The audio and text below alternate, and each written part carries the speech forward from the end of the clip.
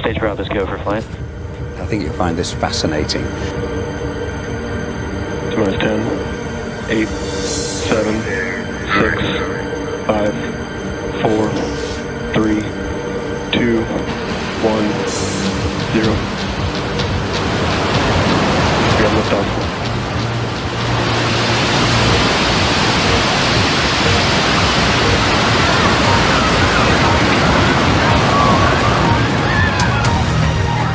Nick Horston told me what he's trying to do. I tell you, he is a one-off. I love being creative, and I love inspiring children with that creativity, to help them aim not just high, but higher than high.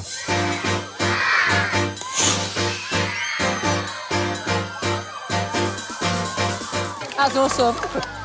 That was crazily high. Okay, so what have you been doing with the children in Coventry today?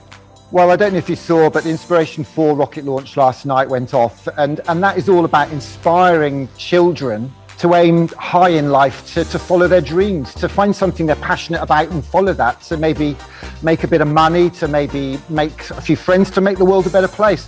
And what we've been doing today is talking to the children about what happened last night, what that meant, because in 30 years, Elon Musk has said he wants to take 1 million people to Mars, which sounds fantastical. But he's built a rocket that can do it, the Starship. He's now building 1,000. Each one can take 100 people, and in 10 years, 10 times 100 times 1,000 is 1 million people in Mars. And I hate to say it, Nick, it's not going to be me and you that are going. We're going to be in care homes. It's the kids in school today.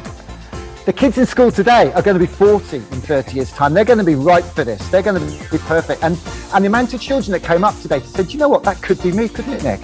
Well, my head is now in an absolute whirl. Nick Horston, thank you. Yeah, and he's doing school tours around the country. When I heard I was doing an interview about space travel, I was over the moon.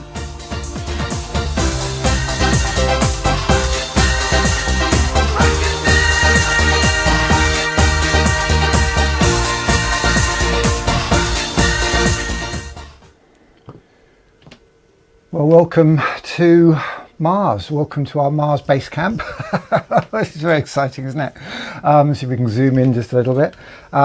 Good morning, everybody. My name is Nick Horston. I'm a dad. I co-founded a non-profit community enterprise called STEAMco. Very excited to wake up today because that's how we plan. Very excited to wake up today to see that Caption Kirk is off to space. It's all been a con. He never ever really went. It was all faked from a TV studio somewhere in America, probably Los Angeles on the West Coast. But never fear, because Captain Kirk is William Shatner. He's today hopefully going to make history as the world's world's oldest man to go to space, which we are very, very, very excited about, as I'm sure you can agree. And we are going live, I think now, actually. I think we're able to go live now to that exciting event that is actually happening as we speak. Get my glasses on and check what's going on here. See if we can get the audio up. Let's get the audio going. And yeah, I think we are live. We can go live to that now. Let's pull out and cut across live to that.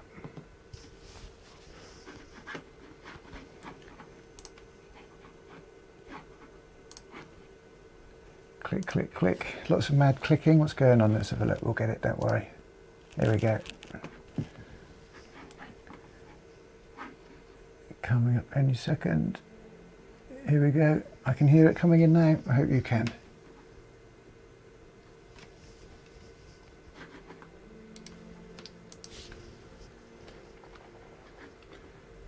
Just a little bit behind here.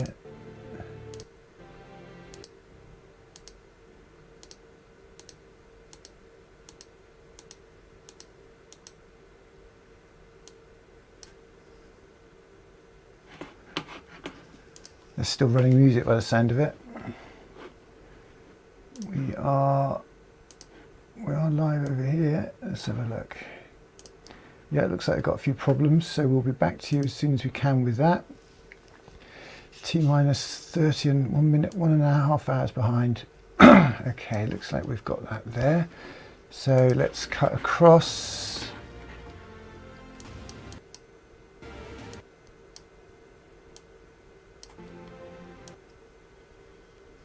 Here we go. Right, we are back on track. Just a couple of minutes behind, so let's play catch up with that.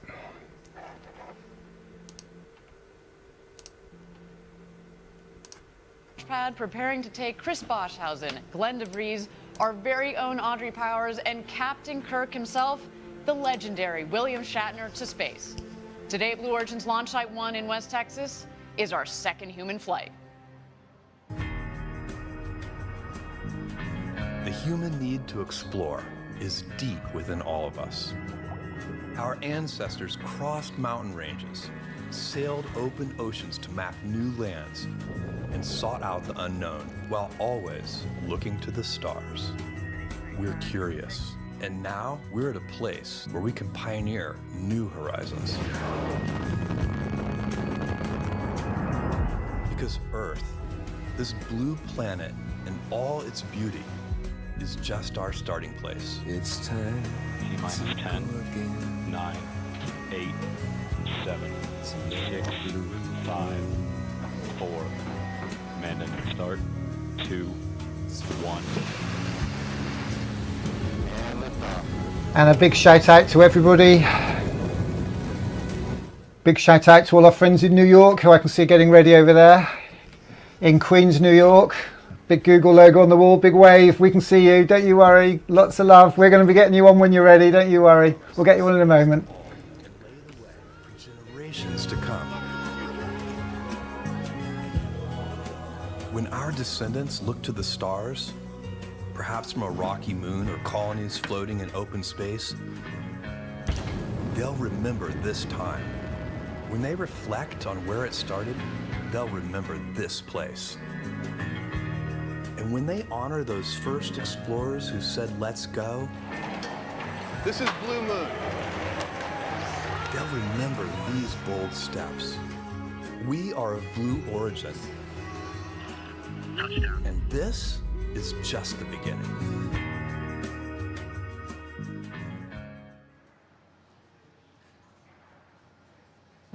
Good morning, everyone. My name is Ariane Cornell, and on behalf of everybody at Blue Origin, I'm thrilled to welcome you to our second human flight. 4 astronauts will launch to space and back on board our New Shepard rocket, which has safely flown 17 successful consecutive missions.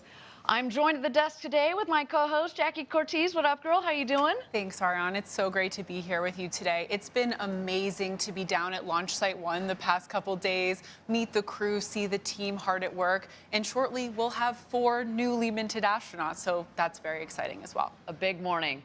So glad to have you here with being my partner in crime for the day. Okay, let's get into it. You're going to notice here that we're on a new set. The same winds that delayed our launch just a day also affected our outdoor set. So out of abundance of caution, we decided to move inside just a mile down the road. But we're here in Texas to bring you all the action live.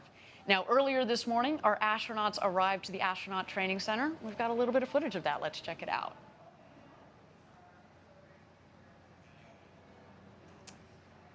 So you see they're getting out of those Rivians.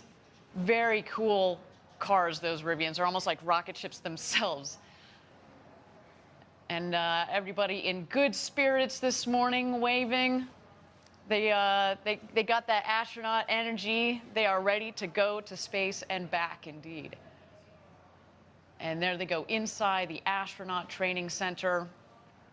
That's where they've spent the last couple of days learning from our crew member 7, Sarah Knights. And we'll go through all of the training that they also have gone through. It's been a big couple of days for them, but I know that they feel prepared and ready to go. All right, that's some good stuff. We've got 4 incredible individuals on the rocket today, all of them inspiring in their own ways, and all of them focused on inspiring others. As noted, today we are flying customers Chris Boshausen and Glenn DeVries, Blue Origin's Vice President of Mission and Flight Operations, Audrey Powers, and of course, cultural icon William Shatner. Well, of course. And with regards to Mr. Shatner, many of us pursued the space industry, myself included, and joined Blue Origin because of early inspiration from watching shows like Star Trek. So this is a pinch me moment for all of us to see Captain James Tiberius Kirk go to space. Really? And maybe for today, we'll need to rename our capsule from the RSS First Step to the RSS Enterprise, but just for today. Well, Let's see if the Twitter picks that up. By the way, you know it's serious when you use somebody's middle name. Right. It is real. Captain Kirk is going to space today. Now, every mission on this journey is important, and every mission will be unique.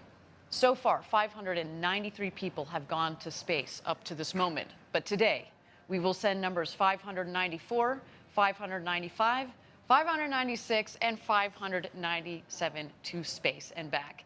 And next year, we're expecting several missions more. Every mission with humans on board is an incredibly inspiring shared experience. For example, today, we know Star Trek fans around the world are rejoicing that their beloved Captain Kirk is really going to space. And Audrey Powers, she represents all of us here at Blue Origin and everybody who works in the space industry that shares this collective dream of one day going to space. Absolutely, present company included. Yeah, absolutely. Ariane and I would love to be out there. We wanted to take a moment to remind everyone that this is just the beginning of a cultural shift in our history. With the work Blue is doing and the work being done across the entire space industry, we live in an incredible era where people will go to space and from up above, they'll get to see the fragility of Earth. While we can't predict how that will change us, it's likely that as more and more people have this experience that less than 600 people have had to date, there will be a tipping point for humanity's viewpoint of the Earth back here on Earth. So a huge thank you to everyone out there who believes in this mission and to everyone at Team Blue across all of our sites who Ariane and I know work tirelessly to make these moments possible. That's exactly right, Jackie. And at the center of it all here at Blue Origin is safety. Safety is embedded in everything that we do. Our collaborative environment is grounded in our leadership principles, which are ownership, humility, and technical ambition. And safety has been baked into the design of New Shepard from day one. It's a robust vehicle designed with high margins. We've actually determined the design can handle substantially more than what we see in flights. The crew capsule has the ability to escape at any moment if a booster problem is detected. There are redundant flight computers, separation systems, parachutes, and sensors, to just name a few. That's right. And we have backups to the backups. In many of the cases, we got backups to the backups to the backups. So there's so much redundancy built into the system from the very beginning. And as mentioned, we've successfully flown New Shepard 17 consecutive times successfully, including 2 capsule escape tests, plus an additional pad escape test. All of them gone well. Now, driving all of this incredible success with New Shepard is our Blue Origin team.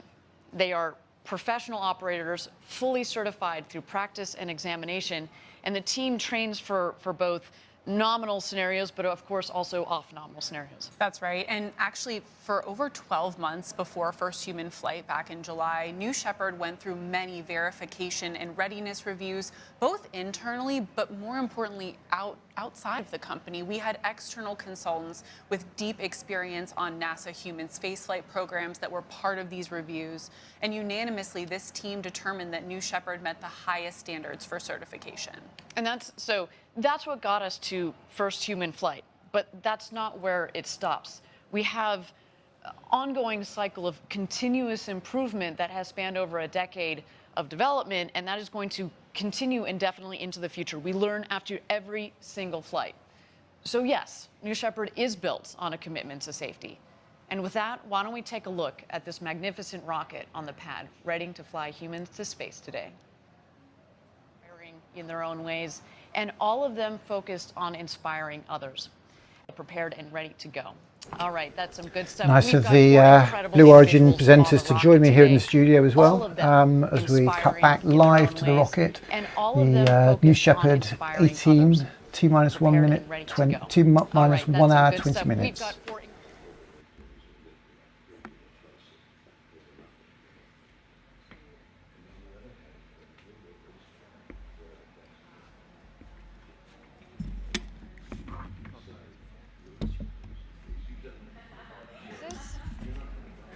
And I should stress this is their amateurish audio and not mine. They've literally just cut live to the rocket. Nobody's talking about individuals. We were just talking about safety here. All of them, and to remind people in their own ways. We're not in a test program anymore. We spent 5 years, over 5 years, in fact, ready to testing, and now we're fully into stuff. We've got 4 incredible individuals and on the rocket today. Never mattered more. All of them for inspiring a greater and even better perspective, and all of them focused on inspiring. A couple days ago, I had the opportunity to sit down with Blue Origin's senior director of New Shepard Safety and Mission Assurance. We've got 4 incredible individuals on the rocket today. Andrew, you have such an important role at Blue Origin. So at Blue, when we say safety is a top priority, what does that mean? Yeah, it's interesting, this idea of safety as a priority. And there are a lot of ways to think about this, but I see safety more as a core value that you build a business around. And a business like what we were thinking about for New Shepard and what Blue is doing in general is animated around this idea of safe and reliable systems. So New Shepard went through this extensive test program, right? And we flew for, 5-6 years before we put people on board. How do you know that you're done? In a certain sense, instilling safety into both the vehicle and the how it operates. Yeah, there are a couple ways you kind of go about it. The first thing you have to do is you have to set goals, safety performance goals, safety performance thresholds, to help you understand when you've met those thresholds. But in any program, you're never really done. You always want to look for opportunities to improve the system, both operationally, both for safety, both for reliability as well. And so we always have to maintain a humility that comes with flying rockets with these kinds of energies involved. And so we, and the ops team that we're about to go fly this mission, I've never seen a team more diligent, more patient, and the constant awareness and the vigilance required to raise issues and make sure they're addressed before we decide that it's time to fly people. It's taken a team of people to get to this point, to be flying people on New Shepard. What would you say to this team? I'm humbled to work with this team. It would be lying to say that 3 people who happen to have voted as part of a much larger tech for human flight certification are the people who decided that we're safe enough. Hundreds of people have put their blood, sweat, and tears into this program. Each of them just immensely individually focused on not just the safety of the system, but the reliability of the system. And then there is the work that our team does to kind of partner with them to help them achieve these goals. I am immensely grateful for the opportunity to work with them, and I'm humbled to have an opportunity to kind of lead the safety mission assurance efforts with this team. Well, tell me this. Would you fly a New Shepard? I would, and let me just say this. Yeah. There are a lot of people at Blue that would be excited to fly a New Shepard, and I'm happy to count myself as one of them. It's a fantastic system. It's a very robust system. And yeah, if I ever had the opportunity to fly, I'll wink a little bit at the folks making these decisions. I would be super excited. Fantastic. Well, I hope we get to go one day. Absolutely. Thanks, Andrew. Thank you. Their own ways. And all of them focus on that was a great conversation, Ariane, and it's clear that Andrew and his team drive a stringent safety approach across everything we do at Blue Origin. Listening to Andrew really provides some really good meaty context. Okay, we're at about T-minus 1 hour and 16 minutes to go until launch. In a moment, we'll turn our attention to today's crew. But before we meet them, let's briefly take a look back at our first human flight just 3 months ago.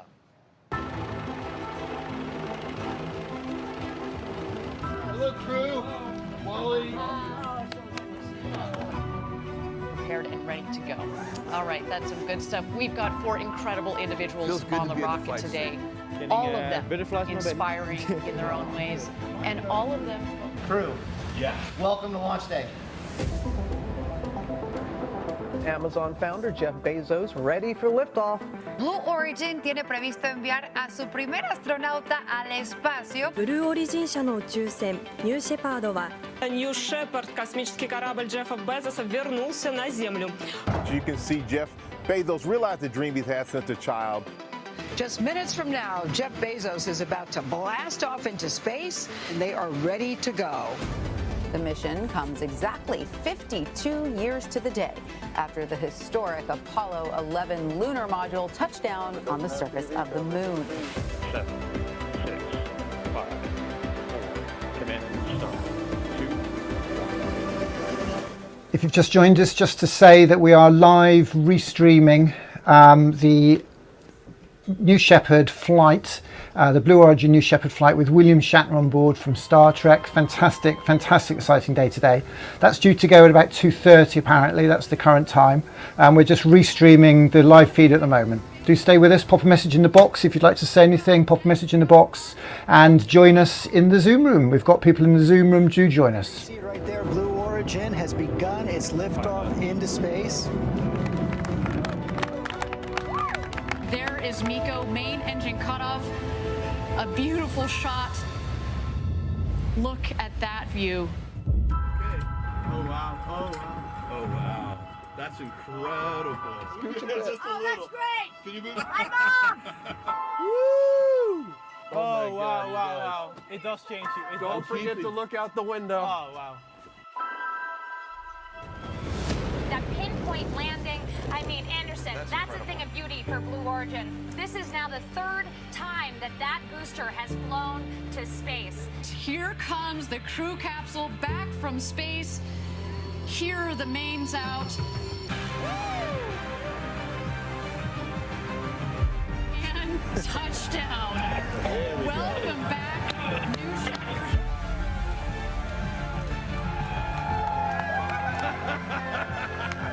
You call Blue Origin the most important thing that you will do in your entire career. We need to build a road to space. We have to work on the here and now.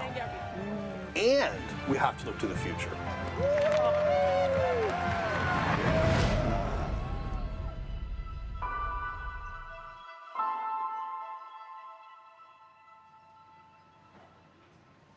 I was right here at the desk that day, and yes, it was quite an emotional experience for everybody involved. You know, watching that video makes me feel like I was part of something that was really special. And today we can feel that same great energy. Why don't we meet the crew that's going to space in just 1 hour? Former NASA engineer and the founder of satellite company Planet Labs, Chris Bosshausen, is a flying customer today, and he'll be the very first full Australian citizen to go to space. Chris is in seat number 4. Another customer flying today is Glenn DeVries. He's the co-founder of medical company Metadata. And fun fact, there's actually a website called Is Glenn DeVries in Space right now? And over the last couple of days, or until today, the answer was no. But today, it says yes. That's super cool. Glenn is in seat number 6. And in seat number 1 on the capsule today, someone very near and dear to Ariane and I's hearts and everyone at Team Blue is Audrey Powers, Blue Origin's Vice President of Mission and Flight Operations. She is truly one of the space industry's shining stars, and we're absolutely thrilled that she's on today's flight. And by the way, Audrey's a pilot, but today she's going to get a little bit of an upgrade to astronaut. So that's also great. That's a mean upgrade. And last but most certainly not least, here's the great William Shatner. He's been in the zeitgeist for over 50 years and is flying to space today in seat number 3. Mr. Shatner is 90 years old, which, having met him, I just can't believe. And as such, he'll become the oldest person ever to go to space. It's a crew capsule full of fascinating people who, in just a short while, will enjoy the ride of their lives. What have they been doing since their arrival here at Launch Site 1? Let's take a look.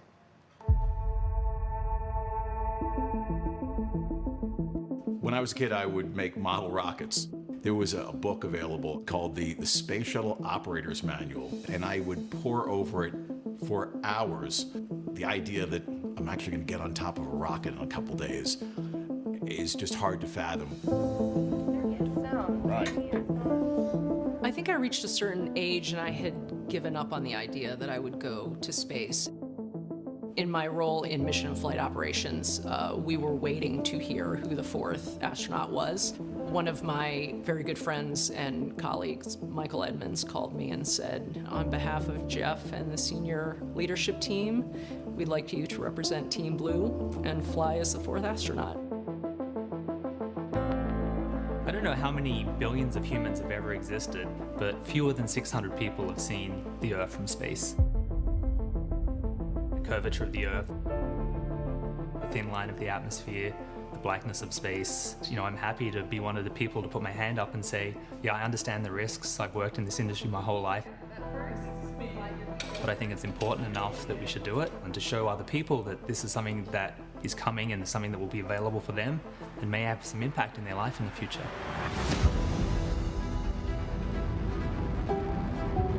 Captain James T. Kirk, I think William Shatner is the best possible co-passenger I could have for this flight.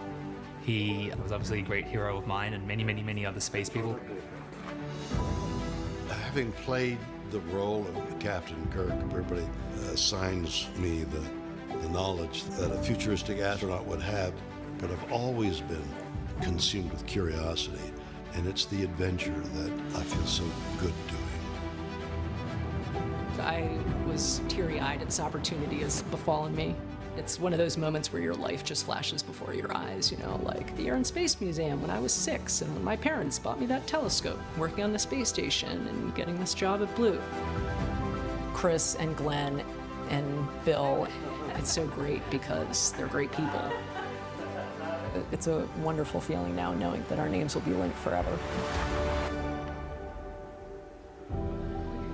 That's really good. If you're just joining us, we are live restreaming from our cardboard Mars base camp, the Blue Origin launch, New Shepard 18 with William Shatner on board. I had the privilege to go through that astronaut training, and let me tell you, it was incredible. And I know that our 4 astronauts today feel very prepared for their journey to space. I have to say, one of the best things, obviously, they make you feel very comfortable with the rocket, with the team, but most importantly, you yourself feel prepared, like you can do that flight to space and enjoy it. Yes, and I'm still very jealous that you got to do the astronaut training. I know you try and downplay it, but I saw those Blue Origin blue cocktails at the Astronaut Village, and I think it was very fun, and I'm still jealous. It was. We can have the cocktails together.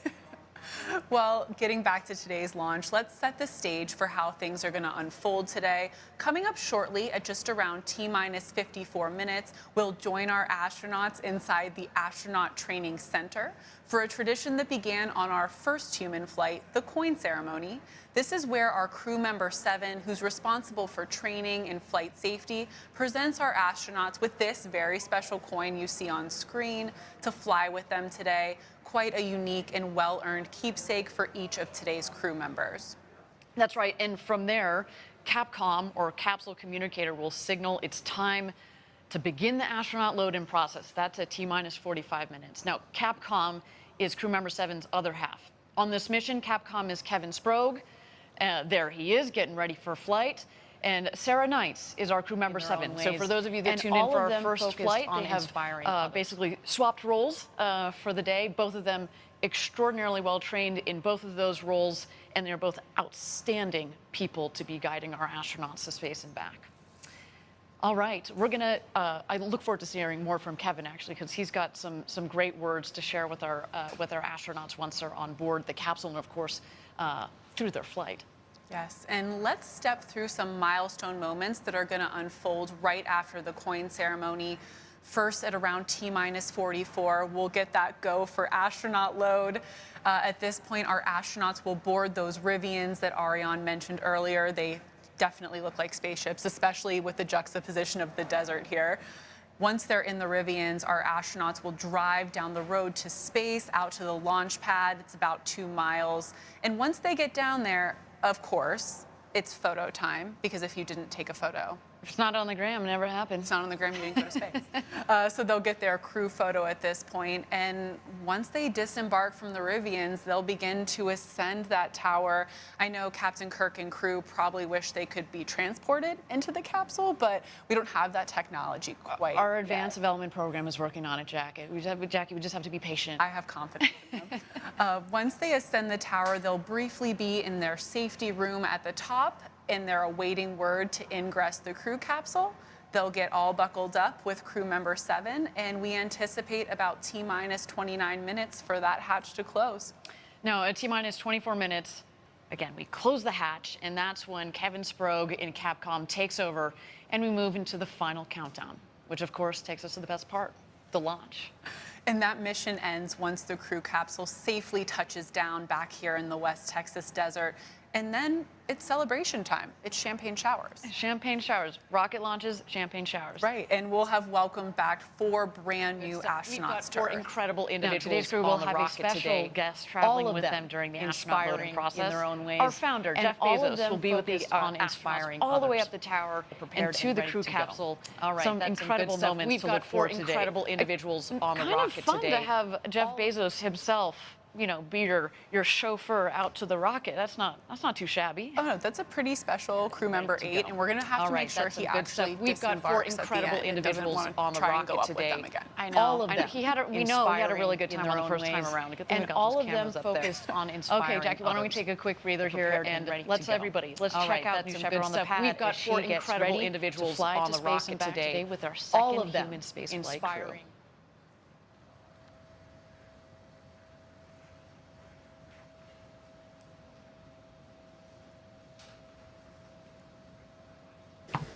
I've got to say, they're worse than me with their audio. they keep mapping over, but there's nobody there to talk to them. All you hear is this clattering sound. It's rather funny, actually. I shouldn't laugh. Obviously, it's not for me to laugh. Certainly not for me to laugh at all. But no, it's quite funny because they keep going over them. There's nobody there to chat to them, so we've just got a video of some fuel tanks and wire pipes going into a rocket motor. I think I presume that's the bottom of the craft. It is worth noting, actually, that this is rather like SpaceX rockets. It actually does land and is fully reusable, so it's worth noting that the Blue Origin rocket is absolutely fully reusable. And the fact that you can't hear anything is nothing to do with me. It's actually down to these guys. And just to remind you, we're actually live here on our cardboard Mars base camp. We've got an audience. Hello, audience. Do pop a message in the box. Do pop a little message in the box, and then we'll flash it up along the bottom of the screen. We're waiting for Blue Origin. Here we go. Just joining us. We're about T-minus 1 hour and 3 minutes to go until our second human crew launches to space and back. In just a few minutes, we are going to bring you the special coin ceremony that we noted earlier. But before we do that, why don't we talk about the road to space? Today is all about New Shepard, but down in Florida, we're hard at work building our orbital rocket, New Glenn. This is the rocket that will pave the road to space. We took the first huge step with first human flight on New Shepard, and New Glenn is going to be the next huge step for Blue Origin. You have to put the infrastructure in place to give us a road to space where we could actually maintain a permanent presence in space. And New Glenn is the key to all of that. The scale from New Shepard to New Glenn is humongous. New Shepard is the single stage that gets you into suborbital. This takes you to orbital space. We are building a rocket and a launch site that can put more payload into space than anybody else. We're going to be launching, Blue Origin developed payloads, lunar landers, and human space flight. The scale of what's coming with New Glenn is just unbelievable. This is a huge vehicle.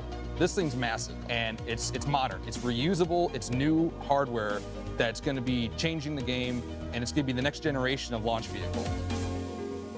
We're in the space coast of Florida, where all the action is, where the history of human space flight started. It's been amazing to watch this launch site grow up. First started here, it was a couple equipment pieces here and there, but now it's flourishing. It's super exciting. It's a huge job to bring a rocket like the New Glenn together. It only happens with diligent teamwork. It's a lot of dedication from a lot of teams across Blue. We have engineers, we have electricians, we have technicians. It takes a lot of teamwork, dedication. If you just joined us, we are live restreaming the Blue Origin New Shepard 18 launch. We're calling it #SpaceTrek because of the fact that it's actually got William Shatner, the original Captain Kirk, on board. And we are restreaming this today live from our cardboard Mars base camp. Which actually today we've got set up in Paisley in Scotland. From the weekend, we were there for a conference the other day, so we are live and direct here from Paisley. We're going to be restreaming the launch. We're going to be having a fantastic day, so do be sure to stay locked on. A road to space. I'm building a road to space. I mean, wow. The progress down at our Cape facility is truly amazing. I'm always shocked at the incremental, just huge leaps forward. I remember the first time I went down to the Cape, the factory had just opened and it was essentially just a large empty building. And at this point, we have over 1 million square feet of manufacturing space, a brand new launch complex built from the ground up. I mean, it's truly mind-blowing. With hardware being built, and also, I mean, it's not just a building or two, it is a campus down there. And by all now. of It's them really focused cool. on inspiring. And as you could tell in the video, the road to space is powered by people. If you'd like to be one of the people building that road, we're growing and hiring across all of our groups here at Blue Origin. Come work with some of the smartest people solving some of the toughest and most interesting challenges. While they do their recruitment drive, we'll just cut across to update you on the schedule today. So we're T-minus 1 hour and 7 minutes at the moment. So we're actually looking for a 3:15 launch by the look of it, UK time, British Summer Time, UTC +1. And we are going to be then going across to a Ring Road crew photo, T-minus 38, and then the tower ascent, T-minus 36. The crew get into the capsule, T-minus 31, so that'll be about 20 to 3 our time, 20 to 10 Eastern time. In fact, we've got friends joining us on the line at the moment. They're going to be coming in New York. I can see an empty classroom in New York, so they're going to be joining us very soon, which is really exciting. Sadly, I think we're going to just miss home time in England. It's going to, schools in England actually go home at 3:15, which is exactly bang on launch time, which is really unfortunate. So we're going to struggle to get any children here in the UK, I'm sure. But it's going to be very, very exciting. I mean, all rocket launches are exciting. There are lots of implications, lots to talk about. I think there's something really inspiring for children here. There really, really is. Something that the kids can really get into and get their heads around here. Absolutely fantastic. But let's cut back to the live stream. Our engineers, our technicians, our safety and quality and administrative staff, they come out here to make rocket test operations and launch operations a reality. Oftentimes we have engineers who come here right out of college, and within a year they are running engine tests themselves. At 22 or 23 years old, you could be making the go, no-go call for this engine. When you watch that engine fire, when you feel it through 2 sets of hearing protection, you feel it resonate in your body. It's just absolutely pure, raw energy. To watch that happen in real time is incredibly inspiring. And I can only imagine when we watch the rocket actually fly, it's going to be absolutely an indescribable feeling.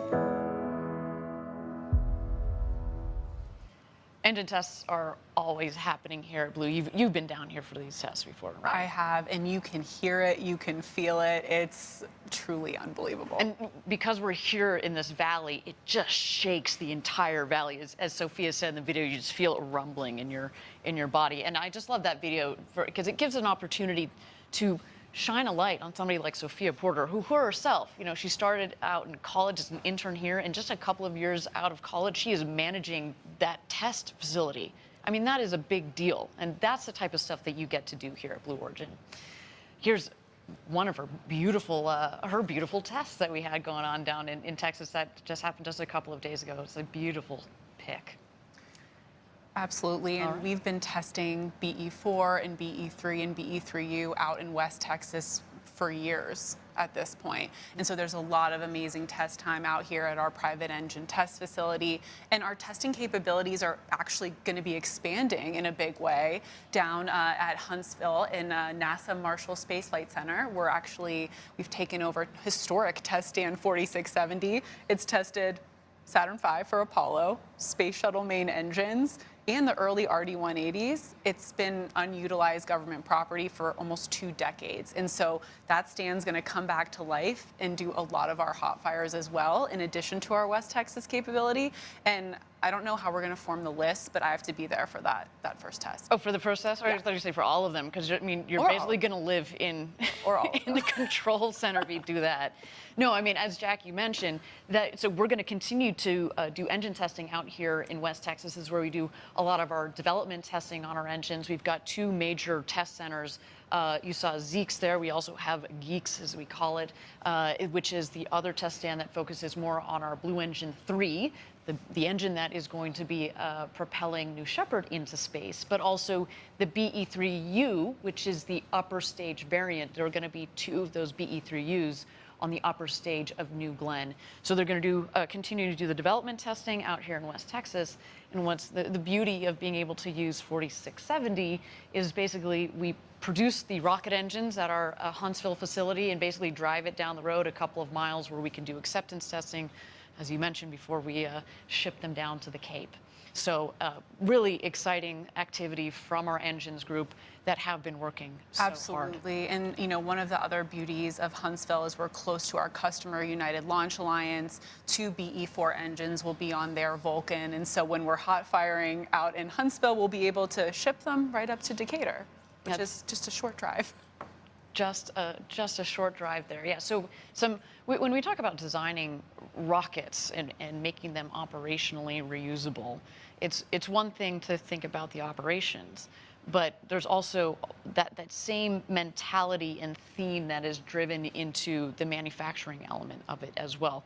So, I mean, it's you know, exciting things that we've got going on. All right, we are at T-minus 54 seconds to go. T-minus 54 minutes and 30 seconds. Excuse me, got a little bit more time than that to go until launch. My understanding is that crew member 7, Sarah Knights, is ready for the special coin ceremony to seal their training and get them underway. Why don't we watch that now? Who's going to tell us when we're... Oh, we're on. Okay, fantastic. All right, astronauts, I have one last special thing for you. This is a challenge coin that I have right here. Challenge coins have a long history, but classically they're awarded to show that you belong and that you've achieved something of particular interest, right? This is only awarded by crew member 7 to astronauts who have passed training and are just about to fly on New Shepard. All of you have passed with beautiful colors over the last couple of days. And it's my very great honor to present this to you for your flight today. Each of you are just helping us take that step on the road to space. If you've just joined us, this is the crew of the New Shepard 18 Blue Origin rocket, which is going to be taking off in about an hour, or just under an hour, 53 minutes time. You've got William Shatner there, Captain Kirk, who has never actually been to space. He obviously was a fraud, pretending he had and he hasn't. So he's there. He's 90 years old. He's going to be the oldest person to go to space. And I hate to say it, he's looking his age a bit there, looking a little bit anxious, but we hope he's all right, and we hope he'll be all right, of course. Congratulations, Glenn. Thank you. Congratulations, Audrey. Can you read that, Glenn? Congratulations, Bill. Maybe if you can put it in. All right. Heads we go, tails we go. That's beautiful. You'll be known in history for taking the pioneering first step. Well, that was really special to watch. And incidentally, once that crew flies past the Kármán line, that internationally recognized line of space, they'll be recognized by the world as astronauts and will soon be receiving another special recognition item, their astronaut wings. So also flying to space with each one of those astronauts, in addition to the coin they're going to put in their flight suit, is a postcard from Blue Origin's Club for the Future. Each astronaut made their own postcard during training. Yeah, and you can see them here. That art is pretty impressive. I definitely couldn't do that kind of a job. My artistry peaked at about age 7. So Stick figures are about my ability. There's also thousands of additional postcards flying in the capsule with our crew today. To date, we've flown and returned over 137,000 postcards to all of you out there who've participated. Keep sending them. We'll keep flying them. So, while we're talking about Club, we wanted to give you an update on a few of the 19 nonprofits who received a $1 million grant from Club for the Future. In aggregate, these organizations are collectively impacting tens of millions of students each year. And it's not just sparking their imaginations, but it's materially impacting their education and ultimately their passions. And this is done through immersive curriculum, access to experts, and opportunities to fly payloads, like on New Shepard, and much more. Why don't we take a look at the latest from several Club for the Future partners?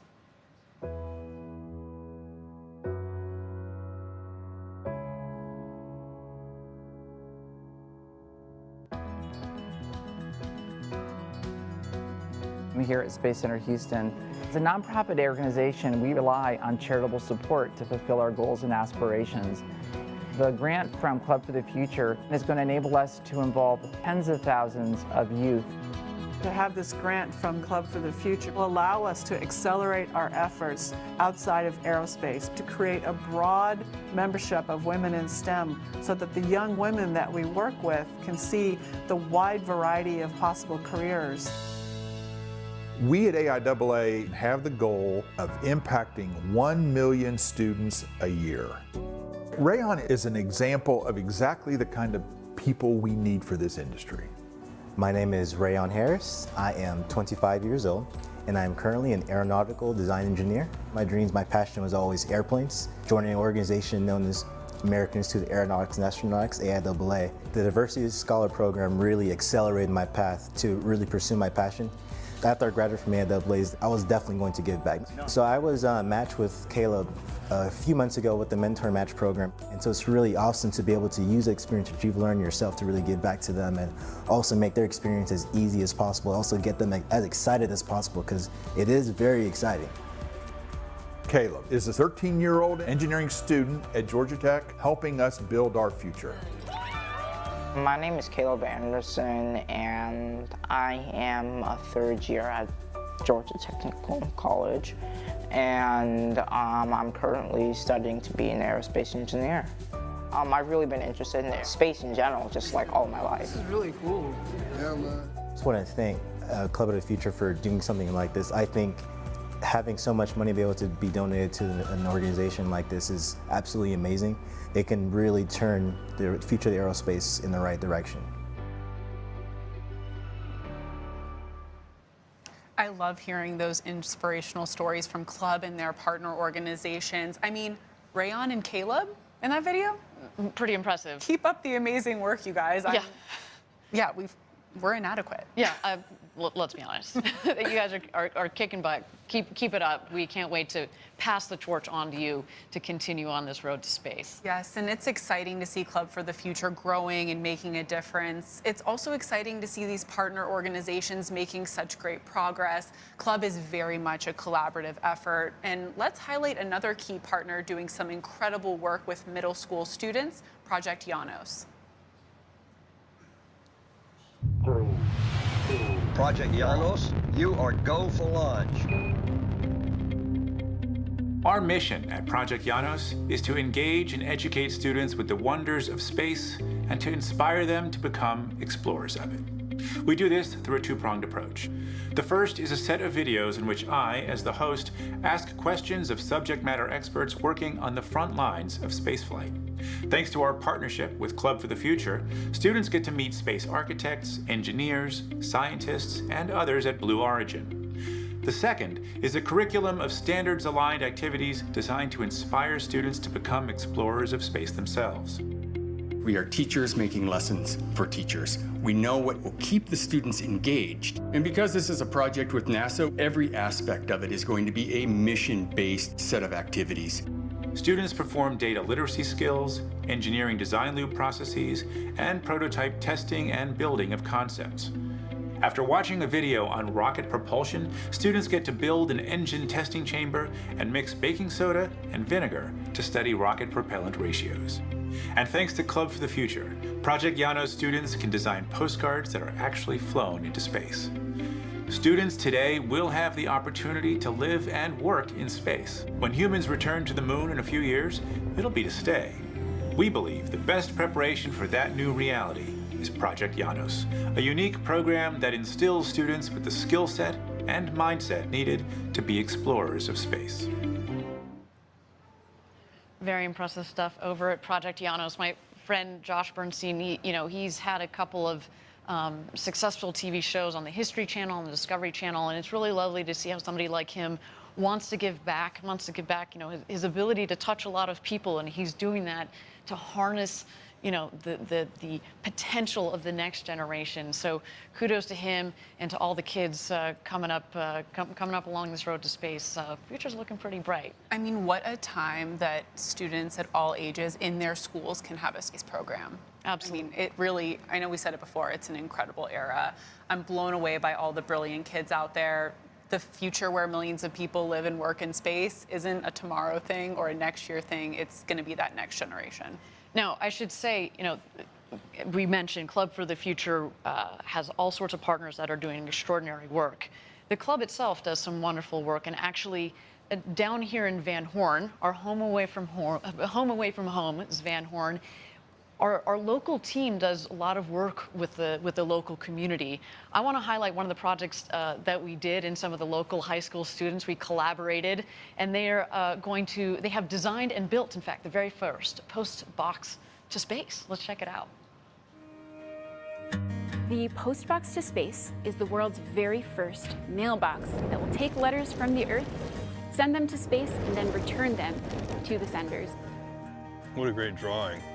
This has been really an unprecedented collaboration between Club for the Future, Van Horn High School, and Blue Origin. It is an immense project that's been taken on by 7 juniors and seniors of Van Horn High School who've decided that they have an interest in welding. They have worked very hard from design all the way up through manufacturing. Well, we first started off with the cardboard template. After a few weeks of planning and designing, we eventually got into the shop, started welding together the base. We took the rocket kind of design, put some legs on it, and we're gonna make them look like fins. We've had a huge number of Blue employees who've cycled through here to help us out in really substantial ways. It would not have been possible without the support of a large number of Blue Origin folks. It is really great what Club for the Future is doing, that they're even giving us this opportunity to do things like this, coming every week and providing supplies, paint, metal. I learned how to use a torch, I learned how to weld better. I learned a little bit more about the process in designing and mocking up a prototype. I truly hope that the students fully recognize how substantial their postbox is going to be as a landmark in Van Horn. I'd like to invite the students to be the very first to use our postbox. Woohoo! And hopefully will be an inspiration to all of the students who come through the school.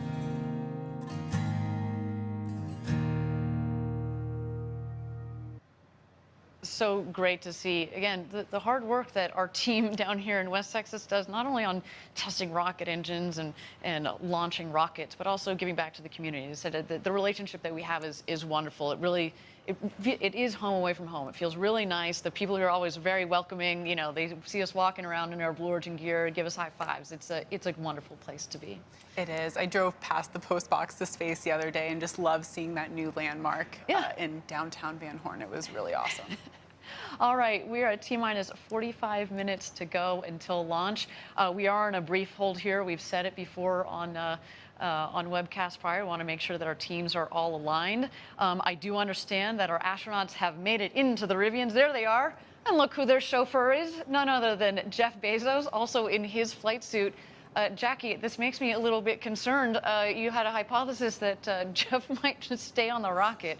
That's not the plan for today, just to be very clear. He's ready, though, if that opportunity arises. And he's, again, from having flown just a couple of months ago on our first human flight, of course, with his brother Mark, with Wally Funk, national treasure, Wally Funk, as well as our first astronaut customer, Oliver Damon. He's got some important knowledge to impart upon our next crew here. Look, they're having a good conversation in there. Absolutely, and we'll have to ask the crew how many stars they would give Jeff for his driving performance. What is his rating? We'll have to check in on that after. Well, look, I mean, if it starts with the wheels there, I mean, the Rivian it's a nice ride. Talk about rocket ships. Have you been in one yet? Did you get a chance? I haven't. I've driven past them, but I have not had the opportunity to be inside. It is no blue cocktails for me, no being inside the Rivian. We're going to work on these things, Jackie. We're going to work on these things. But no, I mean, it really is. The first time I got in one, the gentleman who was driving was like, "You might want to put your head back against the seat." And I was like, "What are you talking about? It's fine."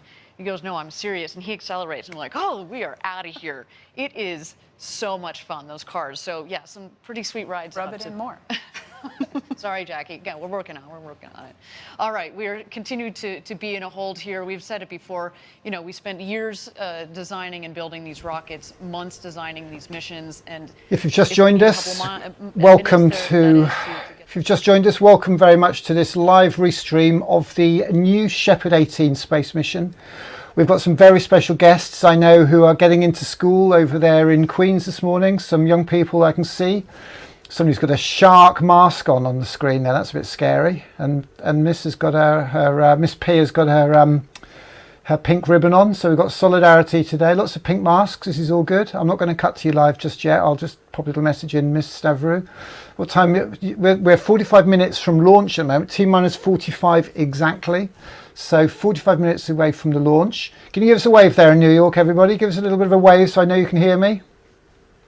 Oh, Miss is waving. Oh, that's fantastic. Lovely to hear you all. And everybody's cleared to go on screen, are they, Miss? Can we have a thumbs up on that? You're happy if the video does go live, are you, Miss? Thumbs up if we can put you live. Can we put you live? Bit shaky. Okay, we'll get that clarified. Because if you are on that screen, we may need to go live, so we might need to just put people out of sight who's not got that function. Anyway, we'll be back to you very soon. Hold tight. What's happened now is that they've gone to the space capsule and they've forgotten to have somebody there to talk to them, I think. So it makes me look quite professional, doesn't it? Makes me look quite professional.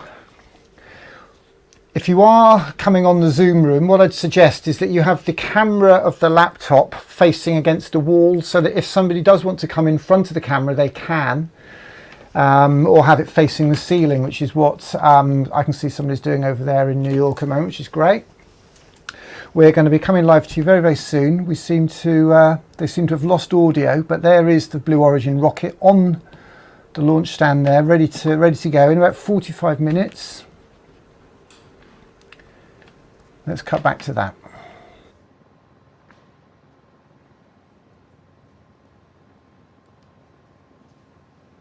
All right, thank you everybody for joining us live from West Texas at our launch site 1.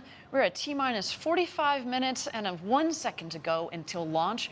We are in a brief hold here. Of course, we want to make sure that our teams are all aligned, that the winds are in bounds. Of course, that has been the story of the last couple of days, are those gusty winds. But again, want to make sure that everything is all sorted for our launch. But while we have a minute here, I want to, we just saw the crew in the Rivian vehicles, and they've been down here the last couple of days. But, the launch to space, the training is part of the experience, but so is kind of the hospitality component at our Astronaut Village. So I want to show you a little bit more about our Astronaut Village here. We've got, so the Astronaut Village itself is just about 10 minutes away from the launch site itself. You can see nestled in the beautiful valley of West Texas. It's built around that fire pit, but each astronaut gets this pretty luxe Airstream. It's kitted out on the inside very, very nicely. And our hospitality team, they've got decades of experience, and they really make you feel like you are, like you are part of an adventure. I can say I had the good opportunity of being able to experience this just a couple of months ago as I got to go through my training, and it really rounds it out. And when we built the Astronaut Village and the hospitality component of this, we wanted to build something that really felt part of this Texas environment. It's not something big and elaborate. It's something that is part of the environment. But of course, at the same time, we want you to feel comfortable. So we brought in a wonderful catering staff. There's nothing like going to space. So you're talking about champagne showers after the launch, But the food and beverage is very nice. There's nothing like a glass of champagne around the campfire. Absolutely, and as you can see, everything is very designed so that the crew can get to know each other and relax and have that comfort as they prepare for their flight to space. There's Ariane right there. With Audrey Powers, who's also going out to fly. The bonding, I think that's a really important point that you bring up, Jackie, is the bonding component.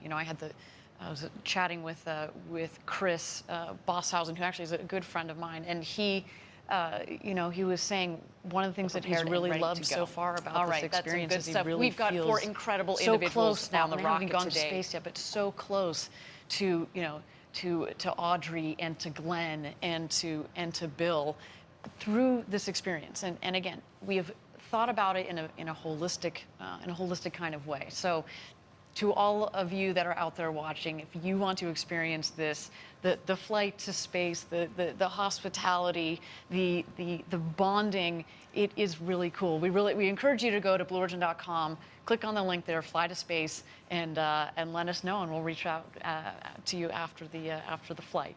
Okay, we're at T-minus 45 minutes to go. We continue to be in a hold here while we've got some more time. Why don't we throw it back to the rocket?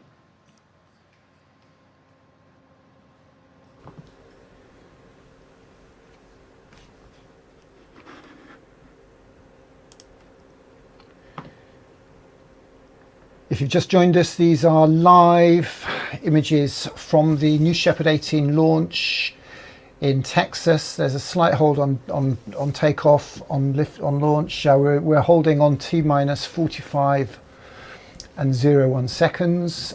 We've got a live feed. Do join us. If you are logged on, do join us in our Zoom room. The Zoom room address, I'll pop that in the chat now. Join us in the Zoom room studio audience, and the address for that is bit.ly bit.ly http, let me just get this right, bit.ly/Space Trek 21 Zoom.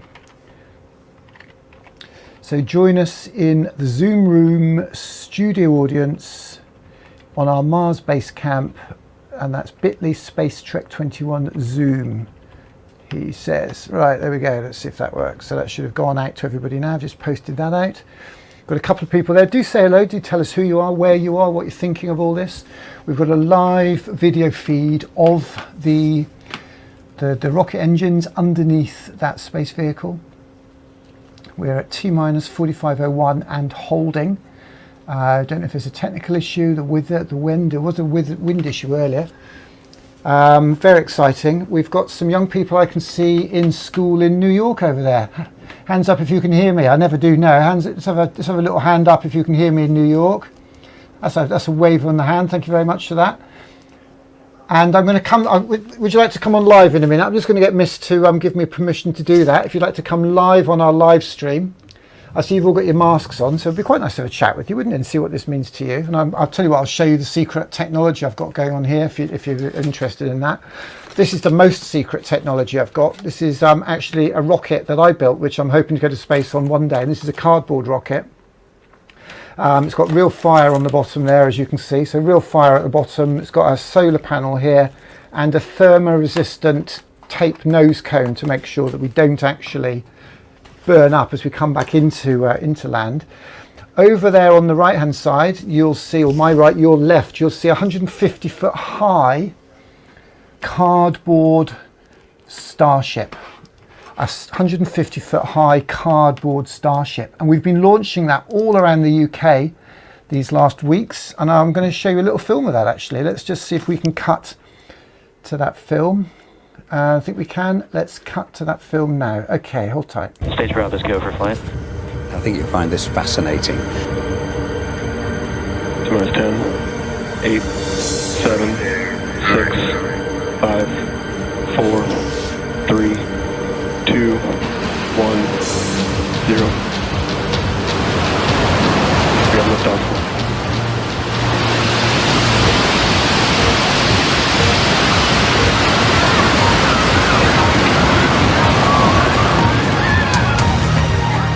Nick Corsten told me what he's trying to do. I tell you, he is a one-off. I love being creative, and I love inspiring children with that creativity, to help them aim not just high, but higher than high.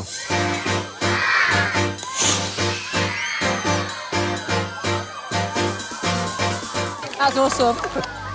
That was crazily high. Okay, so what have you been doing with the children in Coventry today? Well, I don't know if you saw, but the Inspiration 4 rocket launch last night went off, and that is all about inspiring children to aim high in life, to follow their dreams, to find something they're passionate about and follow that, to maybe make a bit of money, to maybe make a few friends, to make the world a better place. And what we've been doing today is talking to the children about what happened last night, what that meant, because in 30 years, Elon Musk has said he wants to take 1 million people to Mars, which sounds fantastical. But he's built a rocket that can do it, the Starship. He's now building 1,000. Each one can take 100 people, and in 10 years, 10 times 100 times 1,000 is 1 million people in Mars. And I hate to say it, Nick, it's not going to be me and you that are going. We're going to be in care homes. It's the kids in school today. The kids in school today are going to be 40 in 30 years' time. They're going to be ripe for this. They're going to be perfect. And the amount of children that came up today said, do you know what, that could be me, couldn't it, Nick? Well, my head is now in an absolute whirl. Nick Horston, thank you.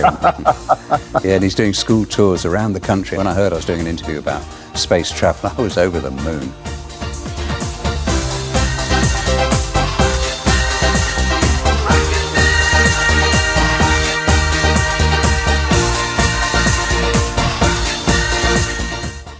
So there you have it. That's what we call a rocket launch over here in the UK. So I'm going to see if I can get you guys up on screen here, I think. Let me have a go at getting you lot up. So let me pin that.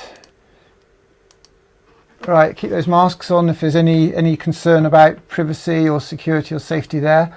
And let me press a button here so you are there, and let me put you there. Oh, that's the wrong one, isn't it? Well, have I got the wrong one there? It's interesting. Let me remap that. Hold on a second. So basically what I've got to do is I'm just going to cut back to, where's here we go. Let's map that across. Let's get you on. Do you know what? I'm going to cut back to the live feed, and then we'll cut to you in just a second. Just bear with me 1 second. Let's see what we've got going on here. So this is live footage that we see here from Texas, from New Shepard's launch pad. And we are going to cut across to our friends over there in New York in just a minute. Where are we?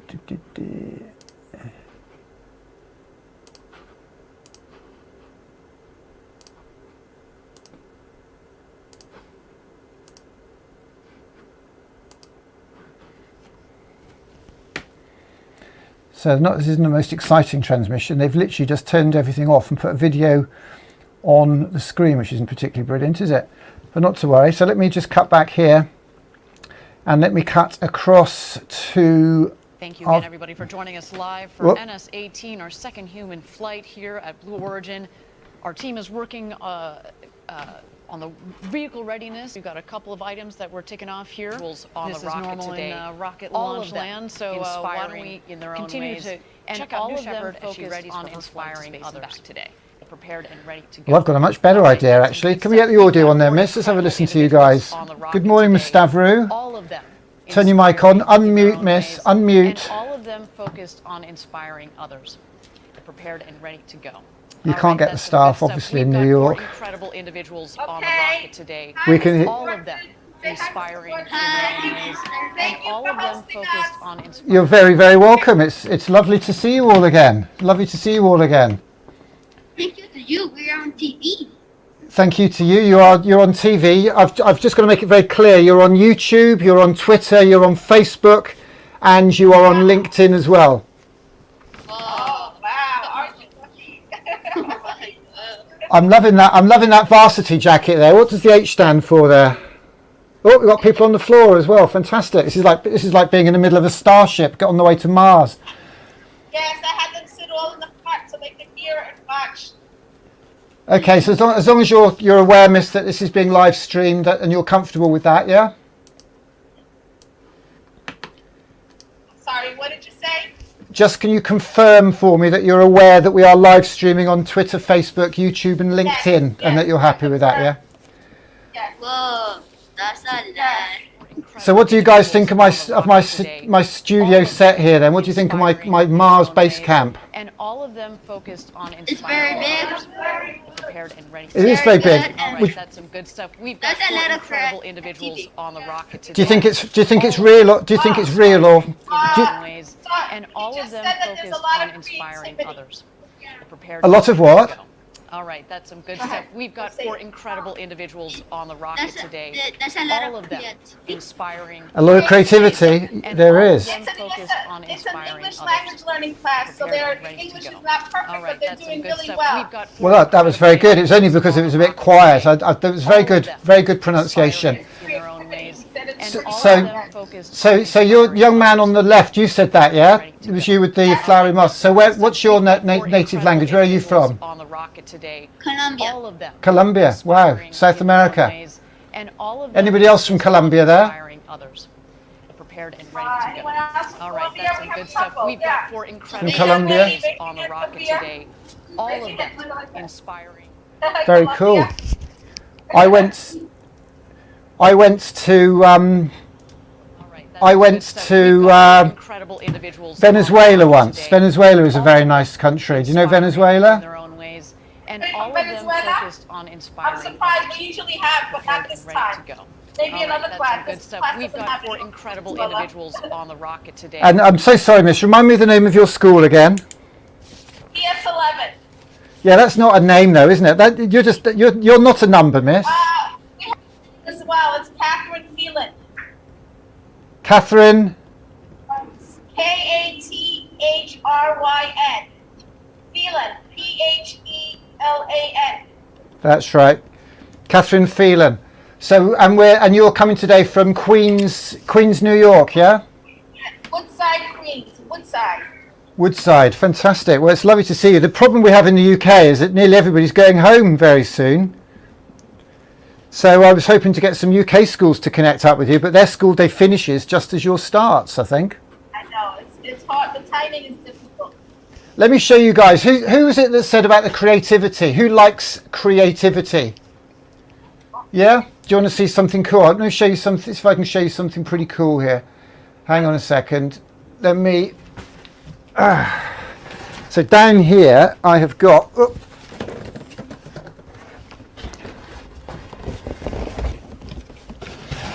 So what we've got... So this is the actual base camp that we're using as a set today. So this is the cardboard model. So this is the cardboard model. I'll zoom back in again on that. And this is just made from a cardboard tube from a carpet store, from a carpet from the floor. And this is the base, and this is just made from a cardboard box. Is that hard to make? It's pretty easy. So do you know what the secret is? I'll tell you what the secret is. It's these, can you see these little blue screws here? All the little blue screws that I've used to fix it together. You see those? I'll show you what that is. That is a really cool thing I've just got from Australia, so even further than you. That's this. And it's a really, really cool set. So basically what we have in here, let me get my, see if I can get my webcam. Hang on a second, I'll see if I can get a camera up for you. I'll tell you what I'm going to do. I'm just going to play another video. I'm going to put another film on, and then I'll come back to you. I'll show you a really cool film that we did last week of a day in a school. Hang on a second.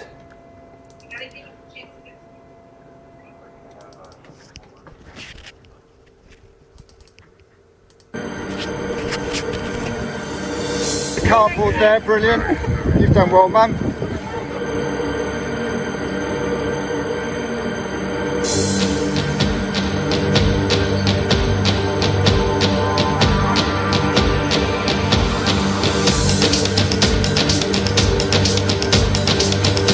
We're on a mission to Mars. We've got to send a message to space that we need art and creativity. This little boy here read every single book in the school library.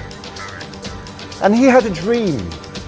He had a dream about going to Mars. He said, I am going to take 1 million people to Mars in 30 years. Elon Musk has decided to build starships.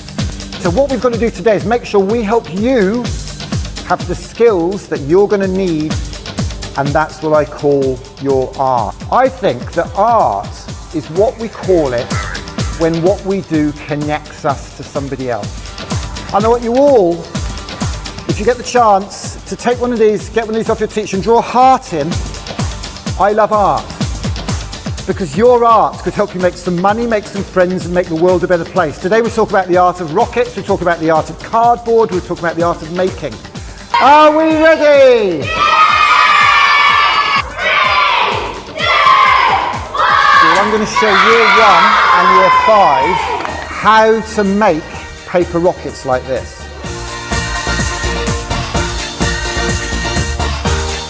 We're also going to get the chance, you're going to get the chance to make some things out of cardboard.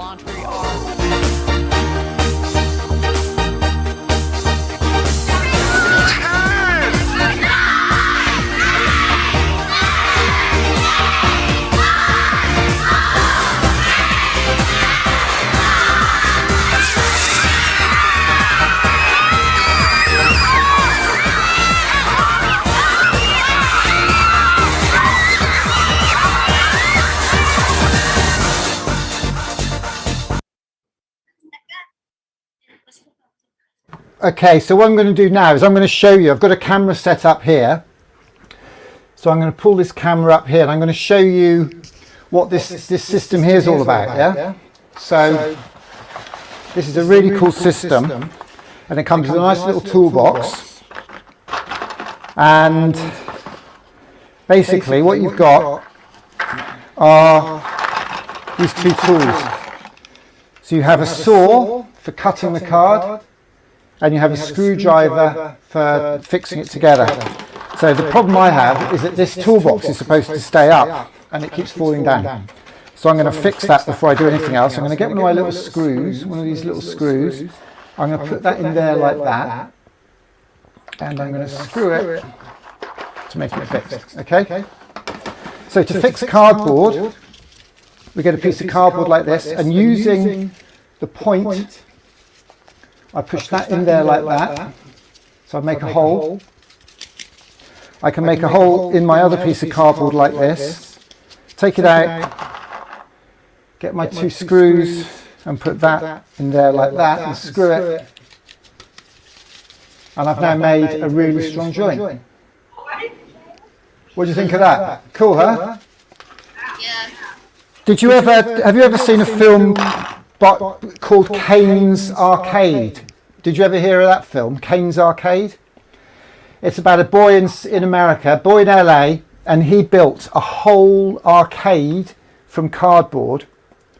A whole arcade from cardboard, and 10,000 people came to see it. Did you ever see that, Miss Stavru? Yes, I did. That was amazing. Amazing, wasn't it? So maybe what we should do is get some of you guys to start making stuff from cardboard. Maybe so. I made this rocket here, as I showed you just there. Last Saturday, oh my goodness, I had some fun last Saturday. Let me see if I can find that. Where was that? Let's have a look. I went to a festival at the weekend, and I made. Yeah, here we go. How am I going to show you this? I'm going to drop this on the screen over there, and then you can see it. This is going to be my easiest way of doing it. So there is a great big cardboard ball. Can you see I made that great big cardboard ball out of cardboard, and I stuck all that together. And this is in the centre of London, and there's my cardboard base camp in the middle of London, and we pretended that we'd landed from Mars. Let me see if I can find some better pictures of that, of what we got up to. Here we go. So that's the actual one, that's the one I actually made. Get that up there and patch that across there. So I made that great big Mars with a whole bunch of people in the street, and I just did like a little creative pop-up, which was fun. So this is me. I'm just flicking through trying to find some pictures for you on Twitter. I haven't posted many pictures on Twitter actually from that. So you can make these amazing wind balls. Let's look up make.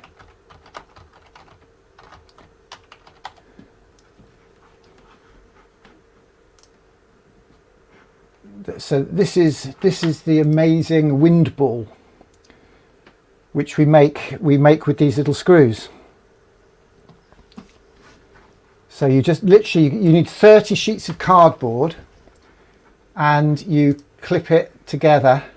You cut the cardboard up, you make your 30 sheets of cardboard, and then you screw it all together one step at a time. And you can make that big, you can make that small, but the beautiful thing is that it blows in the wind really, really well. So yeah, that's a really, really cool thing to get making. Send me the link to that. Will do, miss. Will do. Think wind ball. Make do wind ball. No, I mean the tools, the screws. Okay, for sure. Yeah. We started selling them here in the UK, but I know you can get them on that online store that everybody seems to buy stuff from. In fact, Mr. Bezos's Village shop sells them, I think now. Oh, okay.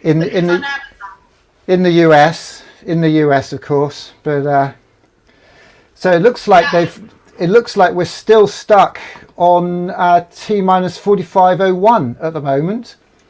There's nothing coming from that. And they've even stopped talking rubbish. So I don't know how long we've got to go till launch, to be honest. There's no indication here of how long the delay is going to be. So I don't know what you want to do.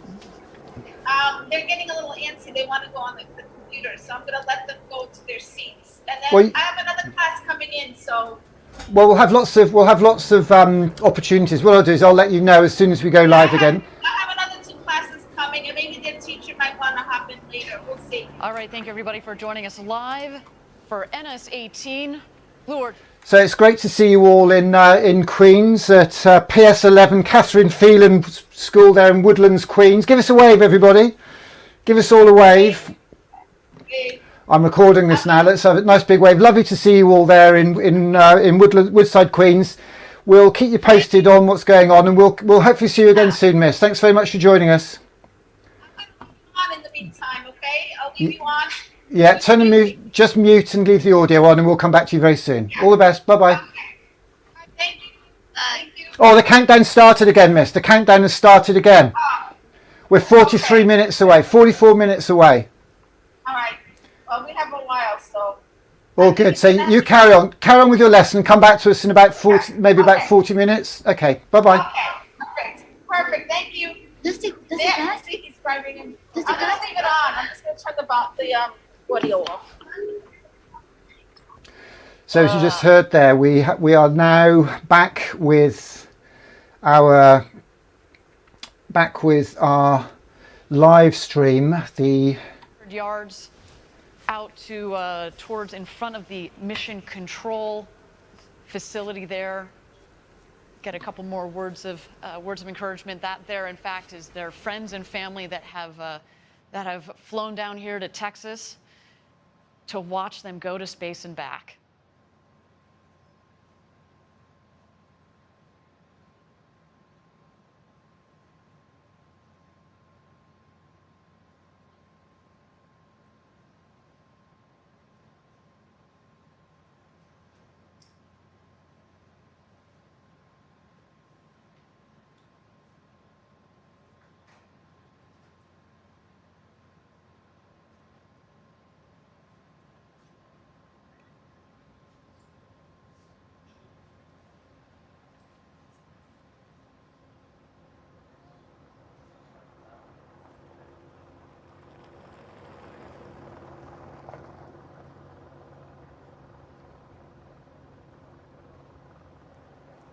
And here they come. They are approaching our Mission Control Center.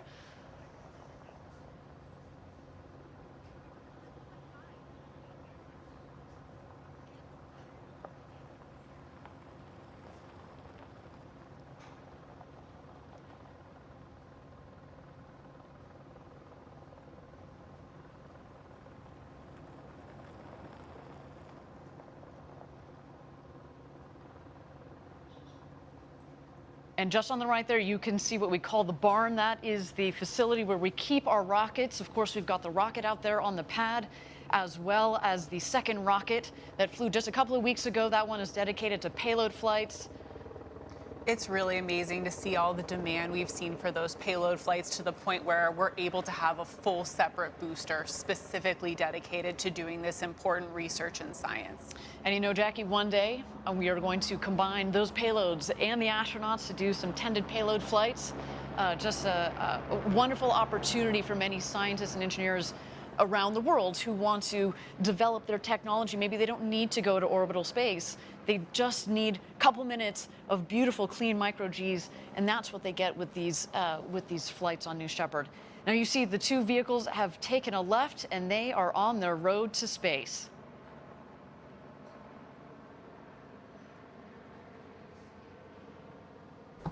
So if you've just joined us, this is the schedule prior to a 4 or 5 minute delay. So if Jack, you take, I tell you, from having done take 5 minutes, add 5 minutes to this. So we're basically on a T-29 hatch close, counting right back to go for astronaut launch. So they're currently driving to the launch pad now. So we're currently on T-40. T-40. There's this interesting mix of adrenaline, because you're basically harnessing and containing your own adrenaline, and you're trying to kind of level it out, but it's also very peaceful, right? It is this 2-mile road that goes out to the launch pad, out to the rocket, and you're there with your thoughts. You know, these 4 astronauts have been thinking about going to space for a long, long time, and this moment is here. I have to know, what was on the playlist when you drove down the road to space? I know that mine would have an excessive amount of Pitbull. I don't know if that's a little too hype for this experience, but hopefully they're listening to some Rocket Man or something. Yeah, exactly. Rocket Man was definitely on the playlist as we head out there. Now, Jackie, once they head out the road to space, there is the ring road that goes around the launch pad. They are going to go to the north end of the ring road, and they're going to stop and take a photo, take a couple of beautiful photos right before they get back in the Rivians, head back to the base of the launch tower, where they will ascend the tower and stop in the safety shelter first. Yeah, and you can see a good view of that safety shelter right now. That's that white box on top of the launch tower.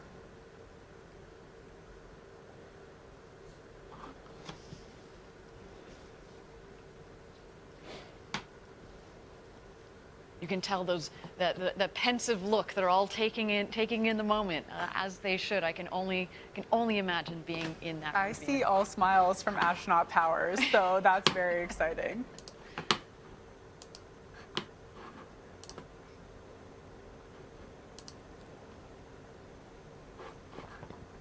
Have a good view of that ring road now, which is that circular ring surrounding the launch pad, as Ariane mentioned. There you go, they're checking it out. Now, from the training to cruising in your Rivians, to the launch, to the landing, this really is a once-in-a-lifetime opportunity. If you guys are watching out there and you want to be one of those astronauts on the way to space, really encourage you, visit BlueOrigin.com and click on Fly to Space. We'd love to see you on that rocket, and let's be honest, frankly, we'd love to be on that rocket with you. If you could put in your note that you specifically want to fly with Jackie and Ariane, maybe we'll see what can be done there.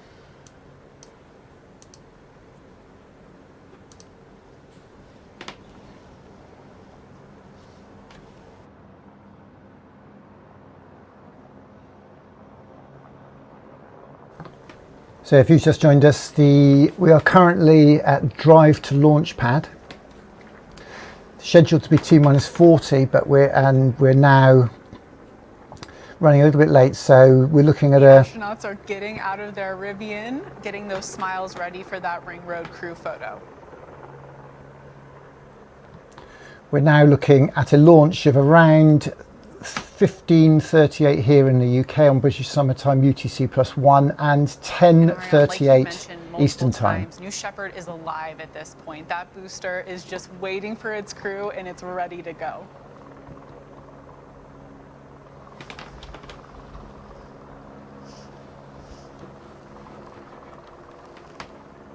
On the right of this shot, you do see Sarah Knights, our crew member 7. She's going to accompany the crew up to the tower and make sure they're situated in the capsule in just a little bit here.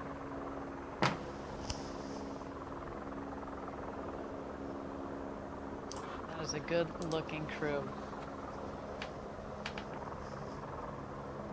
In fact, while we got a moment here, they're going to get back into the Rivians. Why don't we get to know Sarah Knight and our Capcom Kevin Sprague just a little bit better? We've got a wonderful video to introduce them to you.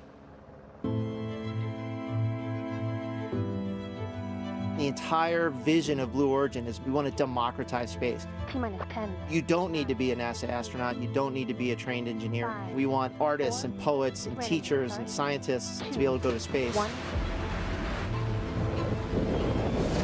Your Shepard has cleared the tower. Crew member 7 is a position unique to Blue, 2 assigned to each launch. There are 6 people that can fly in our crew capsule. The 7th person is the crew member 7. This is for real. This is it. The other crew member 7 is called Capsule Communicator, and they represent all of mission control and launch operations to the astronauts. It took me a long road to get here. I spent over 20 years as a fighter pilot at the United States Navy, but since I've been 8 years old, I wanted to be in space. Coming here to Blue Origin is the realization of a childhood dream of mine. My background is in physics and astronomy. I went into STEM education. I was a teacher for many years. And when the position opened up at Blue, I knew that was me. The fact that I'm crew member 7 and the visible point of our entire team, it's such an honor. The ascent descent position is crew member 7 is part teacher, part trainer, and part guide. They're embedded with the astronauts. They're truly a member of the crew. They're going to live with you at the Astronaut Village. They're going to conduct all of your astronaut training. Spaceflight is complicated, but our astronauts that fly with us will not need to have a complicated view of what's happening. The rocket is autonomous, and all of the safety systems are hardwired into the core. On launch day, crew member 7 is actually going to walk you up the tower, put you in your seat in the capsule, close the hatch. Capsule Capcom. The Capcom will then take over as the astronauts take their journey to space. And then as soon as they land, crew member 7 will be there to help open the hatch and whisk them away to the celebration. Our astronauts are one part of a very historic journey. We're trying to build the infrastructure to get millions of people living and working in space. So the people who come here will truly be helping us take that first step.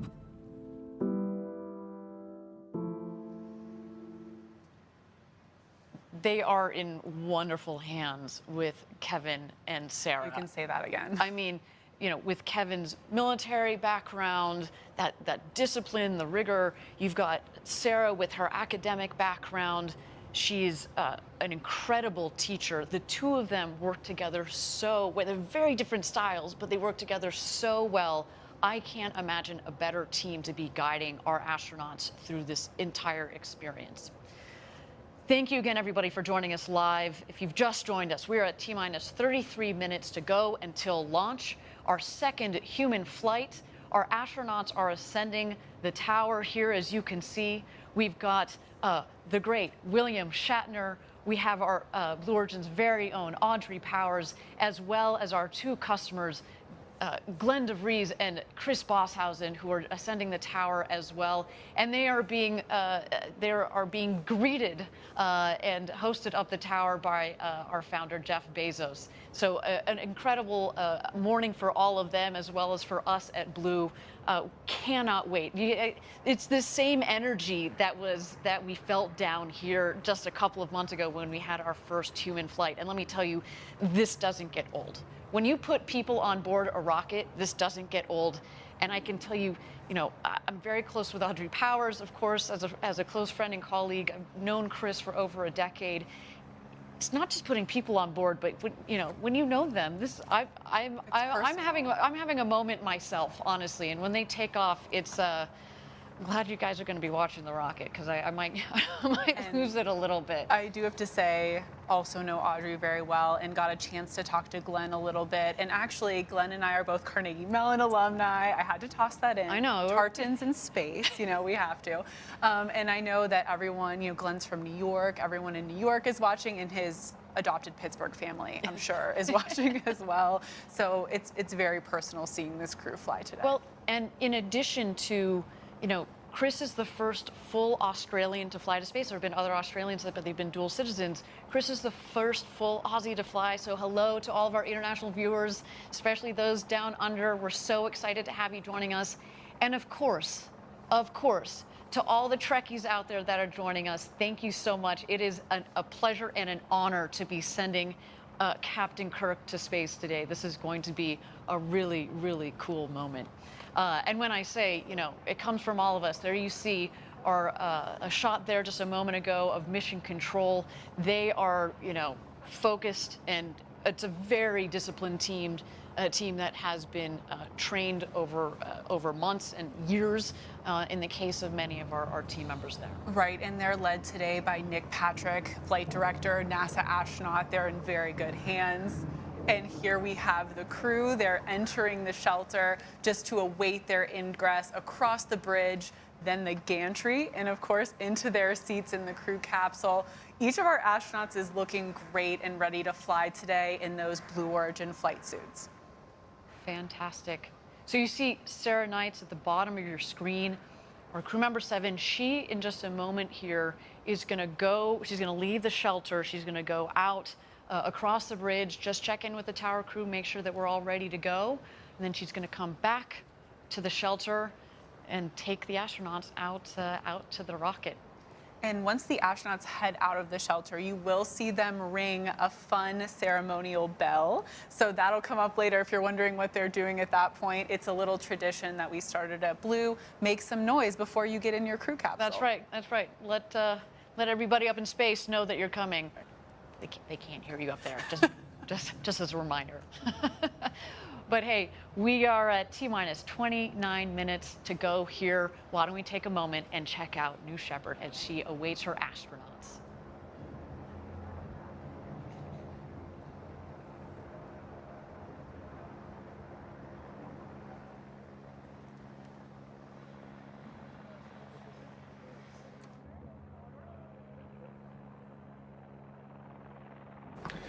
So if you've just joined us, we are live restreaming the New Shepard 18 Blue Origin launch. They're just going out to the rocket now. There goes the bell. There's Glenn DeVries. There goes the bell.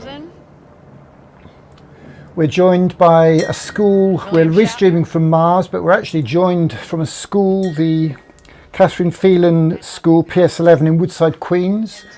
If we can get those guys back up on the screen, I think we probably can. There they are. Give us a wave, everybody. Very exciting. I can see you all there.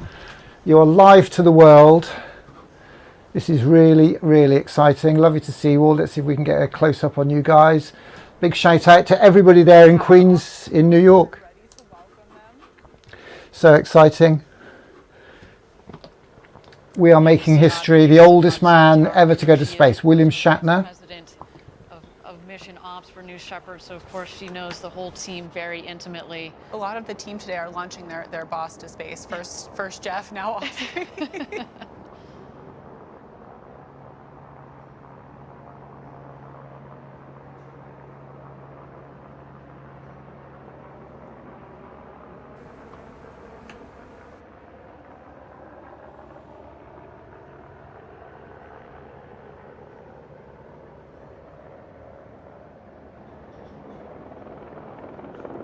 And there goes Glenn.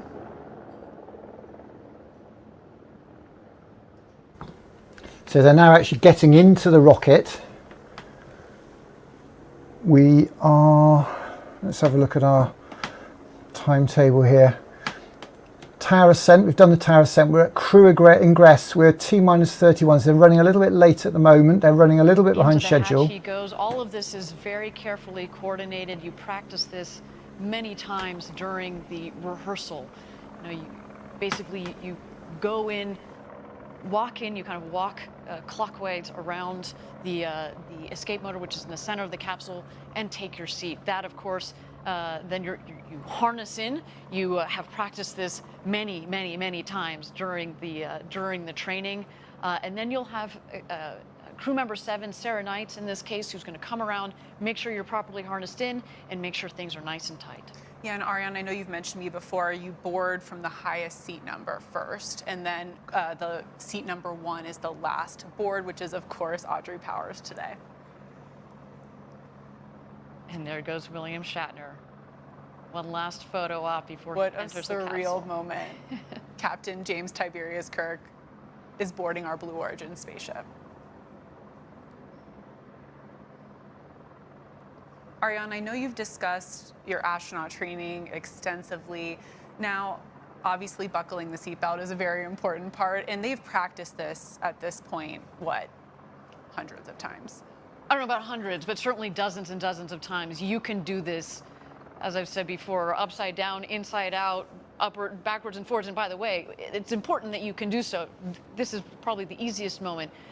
A little bit more complex is, of course, when you're getting back into your seat after you've been up there at 0G to get the harness, to get into the harness, and then, of course, buckle it properly. But again, under the guide of Sarah Knights, they know how to do this. I was actually asking them earlier, you know, who is the fastest at it, and they said, of course, Audrey Powers was, because she's done this even more than they have, so she had kind of a leg up on them.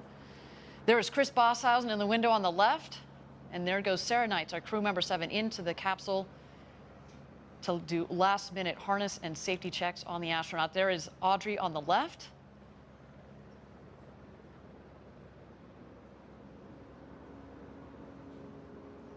Once crew member 7 is, of course, comfortable that all of our astronauts look at their smiling faces from those big, beautiful windows. Once Sarah makes sure all of our astronauts are ready to fly today and they close that hatch, of course, we'll turn it over at that point to crew member 7's other half, Kevin Sprague, who'll be the voice from above, the capsule communicator.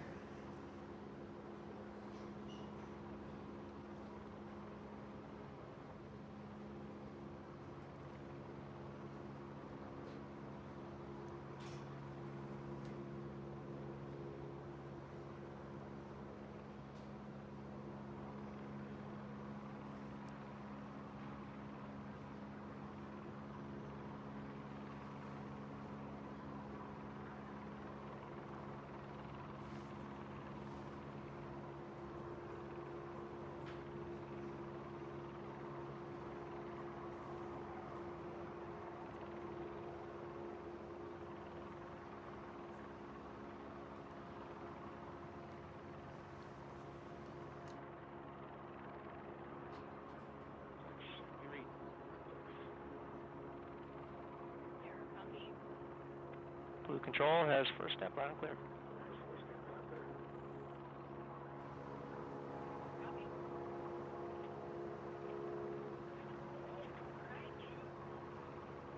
And there you heard some initial communications between Capcom and the capsule. There goes Sarah Knights, making sure the harness is nice and tight. We see just in the corner there the hands of Glenn DeVries. Quick thumbs up. 2 big thumbs ups, yes.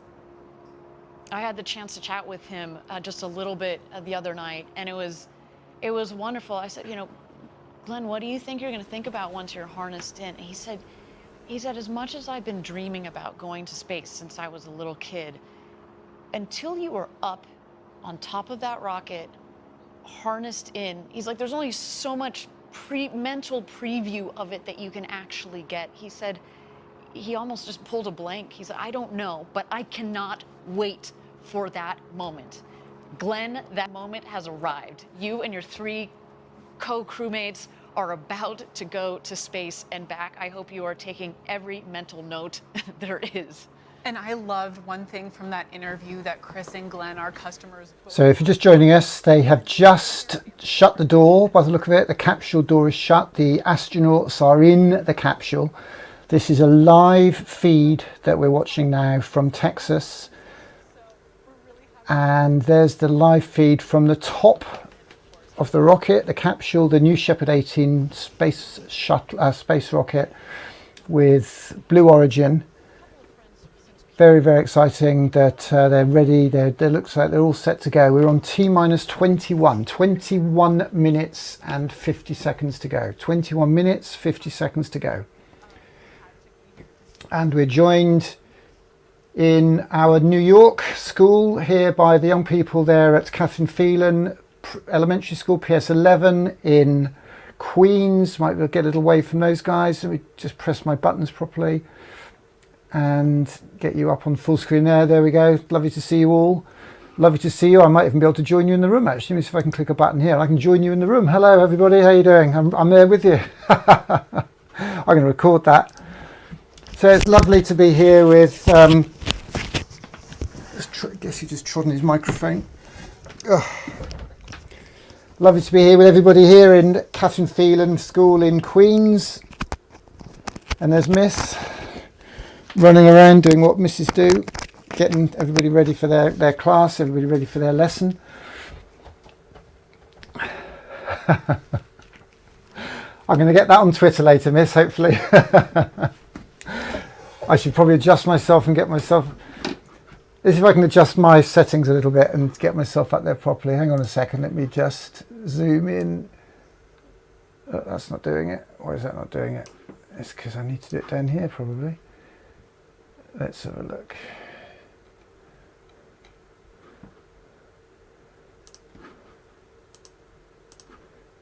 There we go. Almost looks like I'm in the class with you, doesn't it?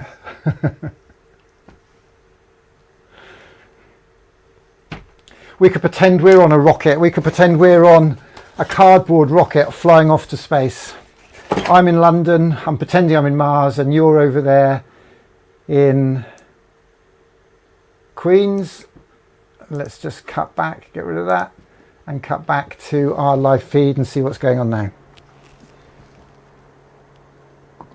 Flight NS-18 for a comm check. Astronaut Powers, how do you read? Control Astronaut Powers, I've got you loud and clear to the space speaker. Astronaut Lemley, how do you read? They're so excited to watch this with you that the teacher let them stay an extra 25 minutes. That's great news, Miss. Fantastic. Absolutely delighted to hear that. We're making history here. Yes, and I'm getting another 5. I'm going to combine my classes. Brilliant. Well, that's fantastic. Well, it's going to be very exciting. We'll cut backwards and forwards when the rocket takes off as well. And we'll have the microphone on. We'll be able to hear what you guys are saying as well. It'll be fantastic. Keep you updated on the count as we go. For now, sit back and relax. You're going to see Jeff in just a moment.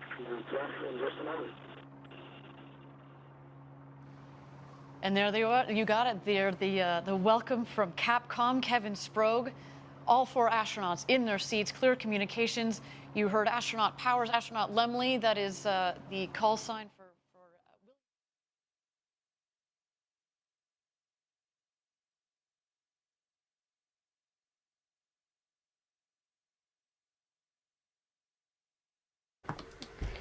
other I can hear, that's better, thanks for that. So when I forget to turn my microphone on, I've got 20 students in New York all pointing to their ears, which is very handy. Thank you all for that.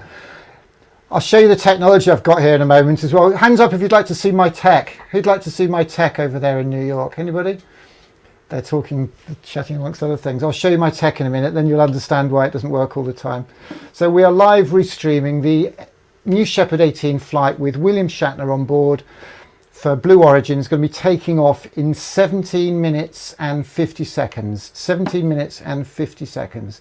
We are live restreaming from our cardboard base camp, our cardboard Mars set here on Mars. We're actually in Parkgate Primary School in Coventry. And let's just cut back live to that feed there and see what's going on.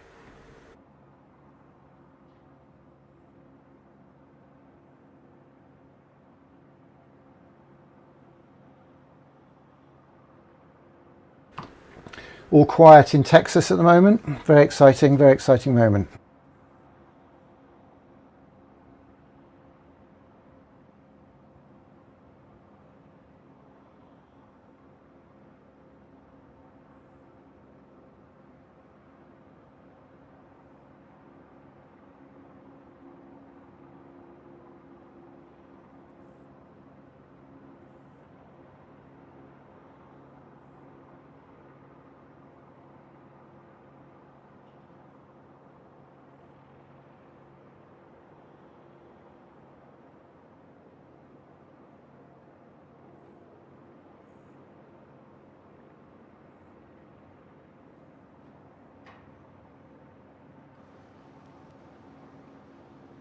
And there is Jeff Bezos closing the hatch.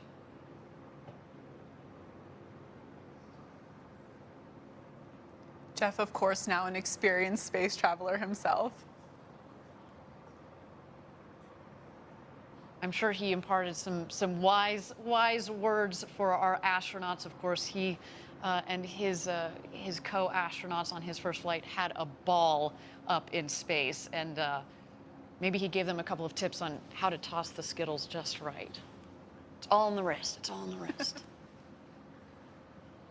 I'm still surprised he got out of the RSS first step. Yes, yes, it's true. We do indeed only have 4 astronauts in there today. I know he had such a good time.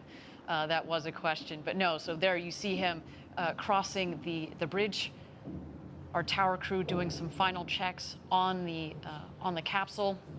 The capsule hatch actually has a redundant system in it, so it is closed. They're going to do a pressure test, make sure the seals are all working correctly. And this vehicle, what's really nice about it, obviously they've got their sweet flight suits, right? Because you got to feel like an astronaut when you go up into space. But at the same time, though, it's a pressurized vehicle, so it's a shirt sleeve environment. They don't necessarily need that. What they also don't need is a helmet, because we wanted our customers to get this full unencumbered experience and to be able to appreciate the view and the sounds, or the lack thereof, that is, of space once you're up in space. And so again, everything about this capsule has been designed for the human spaceflight experience. All right, we are at T-minus 15 minutes to go here. We are in a brief hold. Our 4 astronauts are in the capsule and ready to go. Let's continue to watch New Shepard as she gets ready for her flight to space this morning. Okay, as I just said there, we're on a hold 15 minutes, T-minus 15. They said it's going to be a brief hold, but anything can happen. We never know. We never do know quite what's going to happen. T-minus 15 is the hold time at the moment.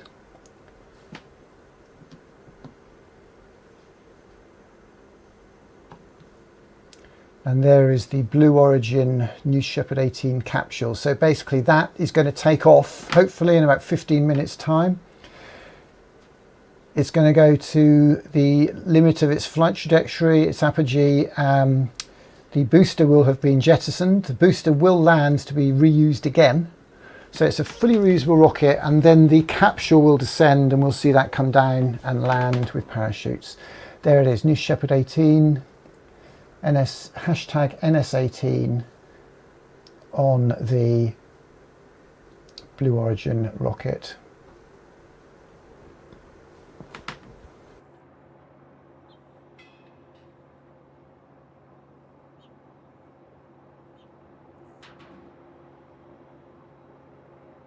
And to repeat, we're on a T-minus 15 hold at the moment.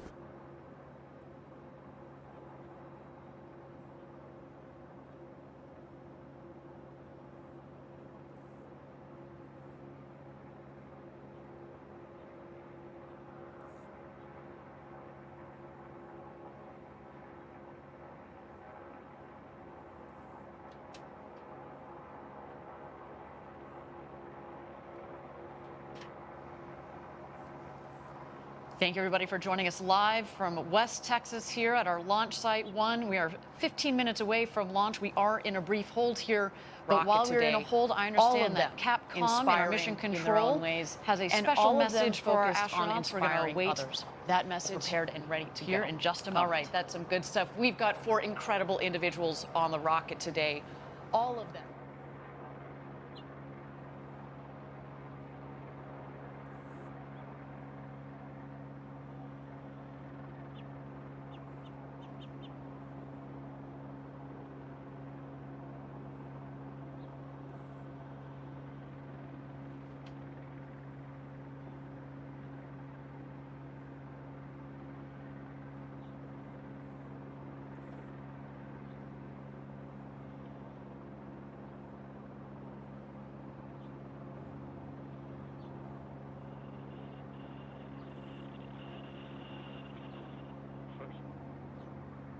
I've got a surprise for you today.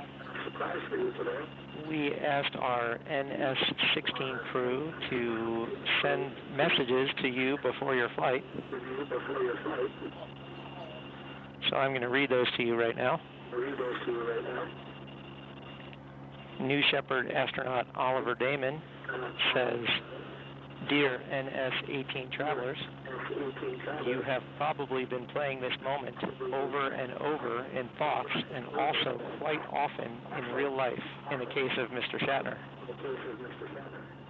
But now the moment is there, the moment you're really going to space, and I can assure you that it will be better than your best imagination. No day passes by that we don't look back on this journey without having a smile from ear to ear. Have a safe flight and enjoy. Greetings from your youngest predecessor, Oliver Damon."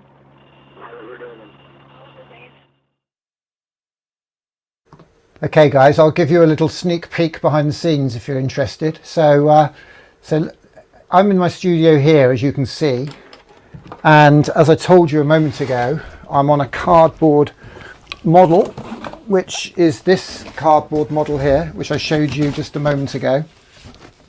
So this is the cardboard model of the set that we're using some technology. And we've got some young people here in our studio audience, in Caption Kirk School PS11 in Queens, New York. Hands up if you'd like to see the technology. Would you like to see the technology behind this? I think that's a yes. Okay, so let me just put that down there for a minute and show you the tech. So let's cut to the tech. So this is me in front of a big green screen, as you can see, and there's all my tech. So that's all the technology I'm using. So I've got a laptop in front of me here with all the tech and all the controls, and you should be able to see yourselves up there. So that screen there is ready to go out. That's the screen that's currently running. And if I press that button, you'll come up live on the screen. And to control that, I've got lots of buttons under here. So I have to press all these buttons under here to control the system. So these buttons put different things in different places, and these are my presets that allow me to send things out. I've got a keyboard in front of me here. I've got a laptop there with you on it. So there, if you wave, you'll see yourselves wave on that laptop there. There we go, that's in real time. And then you're also on the screen over there, because that screen at the top there is my Zoom screen. So if I had more than you guys, I'd have them all up on there, and I'd pin the person I want to show at the top there. And then over here is my social media screen. So if I want to put a message out, I can put a message out there, just like that. So that's the tech. And then I've got a mirror ball. This is Planet Disco Land. So this is where we're all aiming to go one day, to the Planet Disco Land. And so this is me. I don't know if that's of interest. There's my island on the floor there. There's my half a cup of tea. We drink tea in this country, not coffee. We drink a lot of tea. There's my space down there on the floor. There's my make-do set, and there is a bunch of cardboard stuff. So this is basically my home office, and at one end I've got a green screen studio. So there you have it. Hands up if you think that was cool. Yeah, good stuff. There you go. That's better than any tech lesson off Miss, isn't it? I'm sure. So we are very excited. We're very excited about what's going on here. We're still on a 15-minute hold, so we're holding 15 minutes, T-minus 15, and holding. Family. Let's see if we can get an idea what's going on. How we think about every single astronaut on that vehicle today. You're very special to us. You are going to have the flight, the ride of a lifetime. You are living our own dreams through you guys, so soak it in. Now, we are at T-minus 15 minutes to go until launch. We are in a hold here. But as we have a moment, as we tick down to launch, why don't we get to know the man that many of you are here to see, William Shatner. I'm going up into space. I don't know how many people can say that. It's life-changing in its way. Not because of the aerial adventure, but because of the people I'm meeting and talking with. I'm glad to be here. Jeff Bezos' concept to make living and building in space, and to make pollution a thing of the past. I mean, what noble ambitions those are, and somebody has to start it. Lines upright. Yep. We're just at the beginning, but how miraculous that beginning is, and how extraordinary it is to be part of that beginning. There is this mystique of being in space and that much closer to the stars and being weightless. I shall be entranced by the view of space. I want to look at that orb and appreciate its beauty and its tenacity is sustaining this life of ours, which allows us to look with awe and wonder at the miracle of space. There is an adventure in my life that I would not have had I not done this. And it looks like there's a great deal of curiosity about this fictional character, Captain Kirk, going into space. So let's go along with it and enjoy the ride.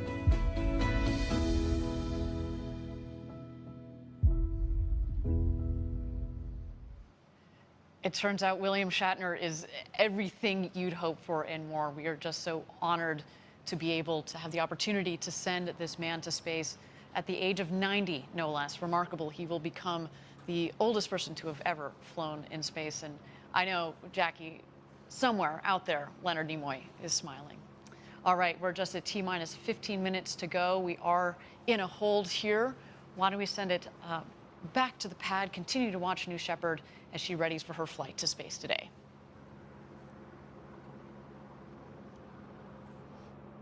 Stage Bravo's go for flight. I think you'll find this fascinating. T-minus 10, 8, 7, 6, 5, 4, 3, 2, 1, 0. We got liftoff.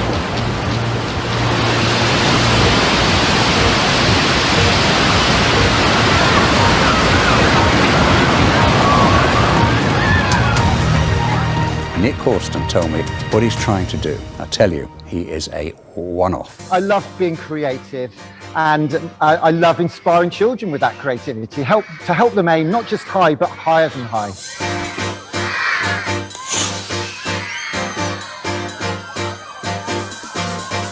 That's awesome. That was crazily high. Okay, so what have you been doing with the children in Coventry today? Well, I don't know if you saw, but the Inspiration 4 rocket launch last night went off, and that is all about inspiring children to aim high in life, to follow their dreams, to find something they're passionate about and follow that, to maybe make a bit of money, to maybe make a few friends, to make the world a better place. And what we've been doing today is talking to the children about what happened last night, what that meant, because in 30 years, Elon Musk has said he wants to take 1 million people to Mars, which sounds fantastical. But he's built a rocket that can do it, the Starship. He's now building 1,000. Each one can take 100 people, and in 10 years, 10 times 100 times 1,000 is 1 million people in Mars. And I hate to say it, Nick, it's not going to be me and you that are going. We're going to be in care homes. It's the kids in school today. The kids in school today are going to be 40 in 30 years' time. They're going to be right for this. They're going to be perfect. And the amount of children that came up today said, you know what, that could be me, couldn't it, Nick? Well, my head is now in an absolute whirl. Nick Horston, thank you. Yeah, and he's doing school tours around the country. When I heard I was doing an interview about space travel, I was over the moon.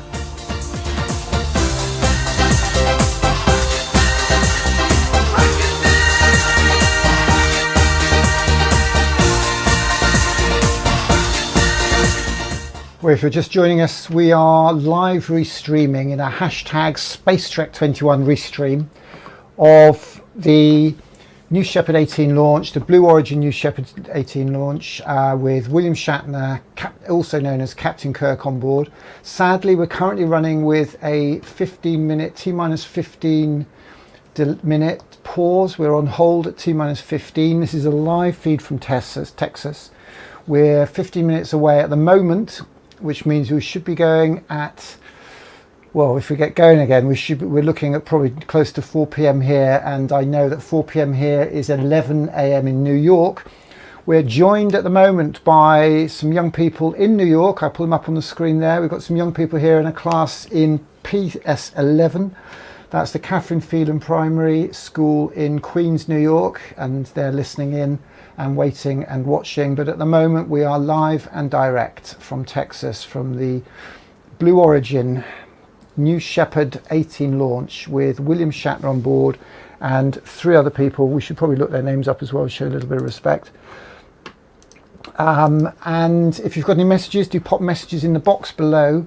Do say hello. Any questions you've got, you can pop those in the box and we'll put them up on the screen onto our live stream feed going out.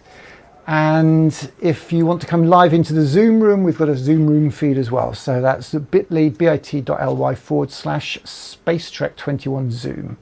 I'll pop that in the message stream as well. But we are, let's just look up these crew members. Crew are now, they're actually locked in their capsule, which is good to know. They're locked in their capsule and ready to go to space. And let's see what's going on. It's all very quiet. T-15 and holding. T-15 and holding is the current status of this launch.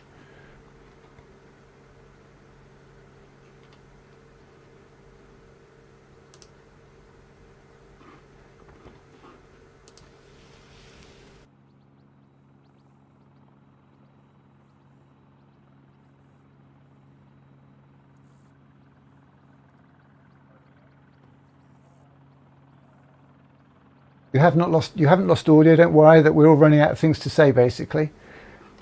The mission is running on hold at the moment. Or we've gone back to, looks like we've got an update on the timings. Let's get back to the update on timings, see if we can get you a better update on that.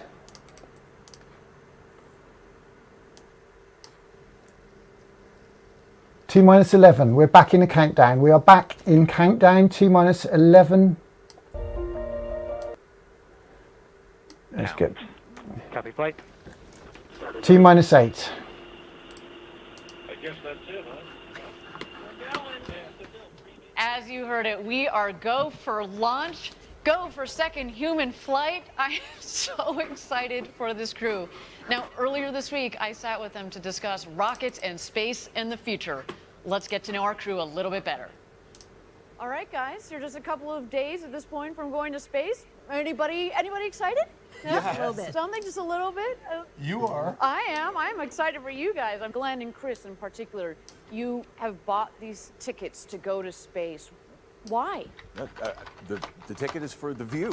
The ticket is to really get that understanding of what it's like to see Earth from that perspective and feel like we're part of this tiny little planet and this little civilization that frankly has a lot of work to do to make Earth work better, to make it more sustainable. And I want to carry that feeling that we're going to get from that view back down with me and hopefully turn that into making the world a better place. And frankly, I think being able to do that is something that can not just be great for those of us who have the privilege of being able to do this now, but will fuel this industry that will allow us to have as many people as possible on the planet see that, and everybody benefit from the things that are going to come out of space and space technology. Yeah, I mean, this is, for me, for personally a lifelong dream, but I realized that, space is opening up for everyone.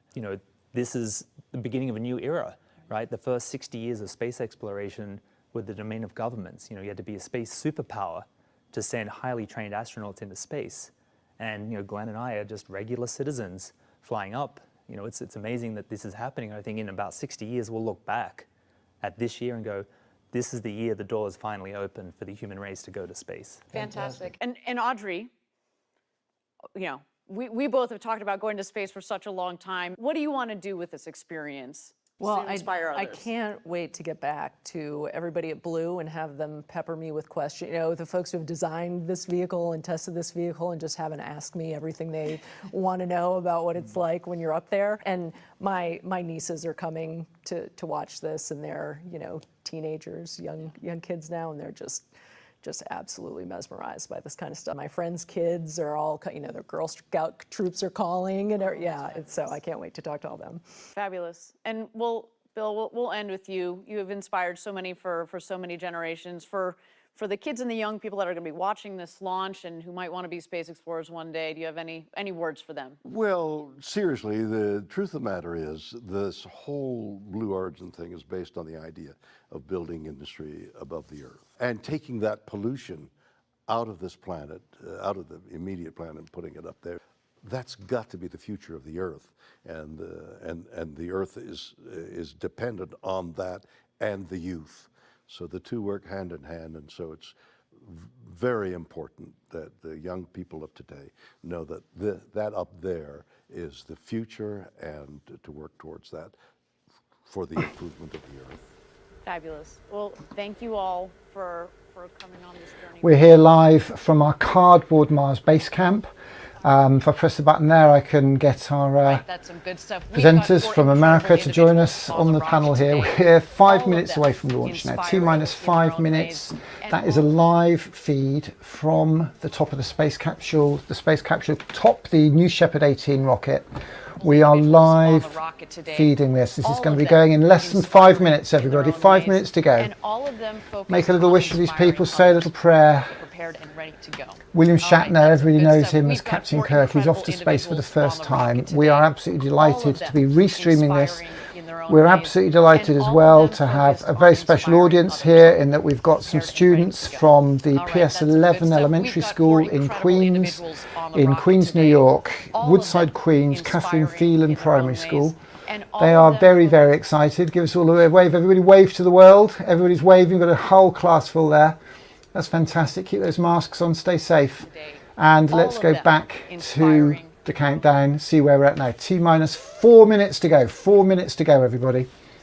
Inspiring others after this flight, long after this flight is over. Exactly. All right, so again, T-3 minutes and 50 seconds to go until launch. What's coming up shortly here? So at T-2 minutes, we send the show over to New Shepard. Incredible She's a fully autonomous vehicle, which means that from T-2 minutes through launch up to apogee and back down to landing, the rocket is in control of itself. Of course, we have some good stuff. We've got incredible individuals in our Mission Control Center that have their eyes glued on their screens to make sure that everything is going well and is within bounds. But we built the rocket to be autonomous for safety. Again, we think that while we've got some pretty smart people in that mission control, the rocket is in fact quicker and faster at controlling itself. So what we're going to see here shortly, the rocket is going to go through what we call the bit checks, the built-in tests. At the base of the rocket, you see 3 of the 4 fins down there. Those are the aft fins. Those are going to move back and forth. We want to make sure that they've got full freedom of movement on the rocket today. Also, all of them, what you're going to see at the base of the rocket, you can kind of see it's a little hard in this image. You're going to see the engine nozzle gimbal. The engine moves back and forth. It also helps with the directional capability of the rocket on ascent, but also especially on descent as it comes in to land on a landing pad just 2 miles north of where it's taken off from. And then, of course, you've seen throughout the morning the rocket venting. It's full of propellant at this point, but we want to make sure that we keep the propellant tanks within bounds, of course, of pressure and temperature. This morning, a little bit easier to do that versus our last flight, which was in the middle of July. It was warmer. It's actually a nice balmy morning here down in West Texas. But again, we've got our team who have their eyes on their computer screens, making sure. T-2 minutes, everybody. 2 minutes to go. Unmute your microphones. Unmute microphones in the Zoom room. Let's hear you make some noise when this rocket takes off. Don't be afraid. T-2, 1 minute, 45 seconds and counting. T-1 minute, 40 seconds and counting. Very, very exciting time. That's some good stuff. We've got 4 incredible individuals on the rocket today. Let's cut back to a launch that we did just the other week.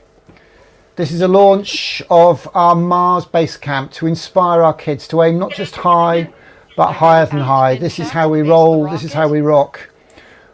We're going live any minute now. We're going to be live from the base camp. This is how we do it.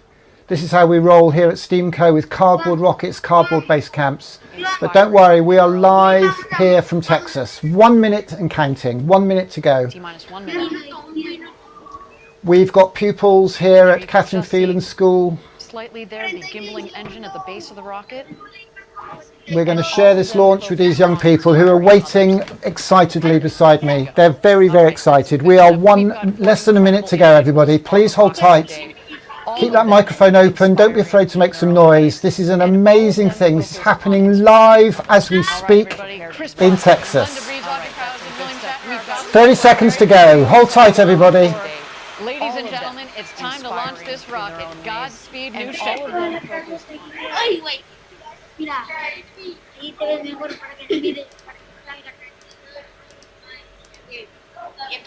16, 15, 14, 10. Come on, guys, count it down. 9, 8, 7, good stuff. We've got 4 incredible individuals on the rocket today. All of them. 2, 1.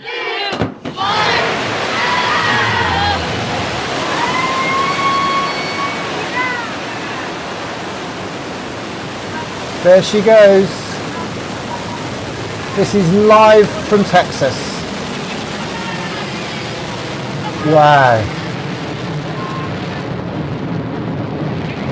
Has cleared the tower. She is on her space with the second human spaceflight crew, and all of them focused on inspiring others. What a launch! We are on our way to Max Q, the first milestone here on its flight to space.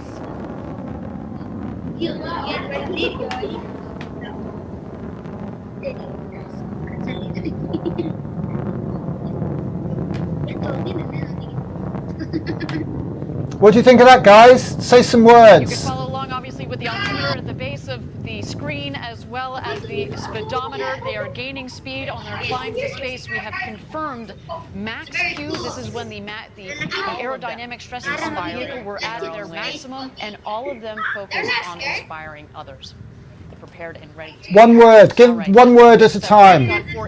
This is some good English words. All of them inspiring in their own ways, and all of them focused on inspiring others. All right, that's some good stuff. Just incredible, incredible sight.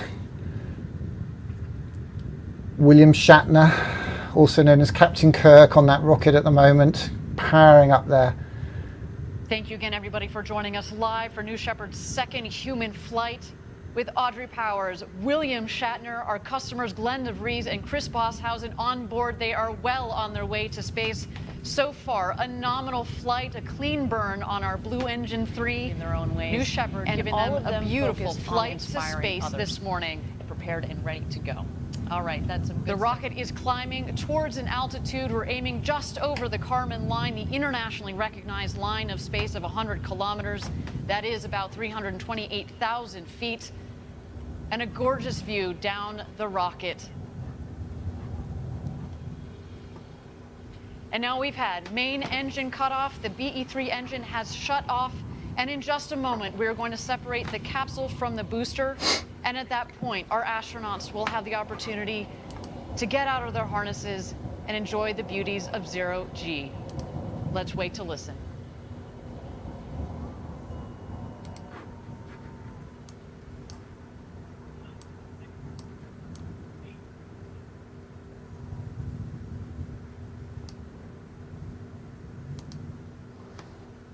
And there you can see a clean separation between the capsule and the booster. So the capsule has separated from the booster rocket, and they're now separating. There it falls away. You can see the booster rocket, the big part of the rocket, is moving away. The capsule from the top of the booster. They are So continuing their ascent over the Kármán line.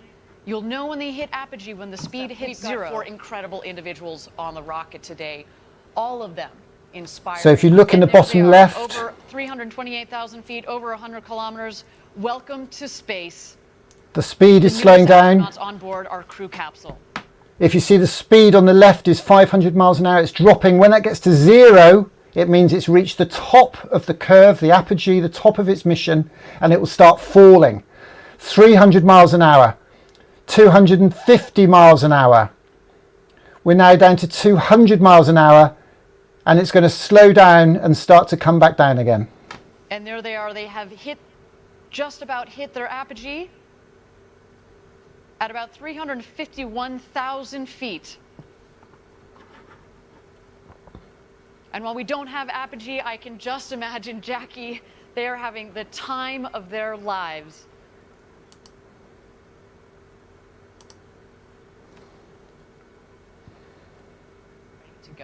All right, that's some good and stuff. we're joined by our students here at PS11 Catherine Phelan School, Woodside in Queens. Very, very exciting. They didn't bank on this morning. I don't think Miss knew it was happening until this morning. Lovely to see you. Well, give us a wave, Miss. We can't see you there. Let's see, Miss. All of them inspiring. Hello, Miss. There you go. Let's get you up. Let's get you up on the screen. There you go, everybody up there in Woodside, Queens, and I might just jump in and crash it as well. Hello everybody, morning. Fantastic. This is what it's all about, inspiring our young people to aim not just high, but higher than high. Today with, let's get that back up again. Thank you everybody for joining us live from West Texas. So far, a nominal flight for our second human crew. So exciting, Jackie, to have sent Captain Kirk himself, William Shatner, to space. I cannot wait to hear his commentary upon return, as well as our two customers, Chris Bosshausen from Australia, to all the fans tuning in from down under. We've got a big shout out to you guys, as well as Glenn DeVries and our very own Audrey Powers. They are coming back home. The booster, of course, is going to beat the capsule back home. It is more aerodynamically shaped, of course, at the base of the capsule. It's kind of a blunt end, so it's less aerodynamic. What we're going to see coming up shortly is at the top of the rocket, we have the ring fin. And ready to go. All right, that's good stuff. We've got four incredible individuals that extend from the ring fin. As well as the drag brakes, in their own ways, the pie fins, the wedge fins, help stabilize the vehicle, kind of like the feathers at the back of an arrow. And then you will also see the drag brakes. And as you mentioned, Jackie, it cuts the velocity dramatically. And all of them focused on inspiring others. You can see the wedge prepared and ready to go. All right, that's some good stuff. We've got four incredible individuals on the rocket today, all of them inspiring in their own ways, and all of them focused on inspiring others. Prepared and ready to go. All right, that's some good stuff.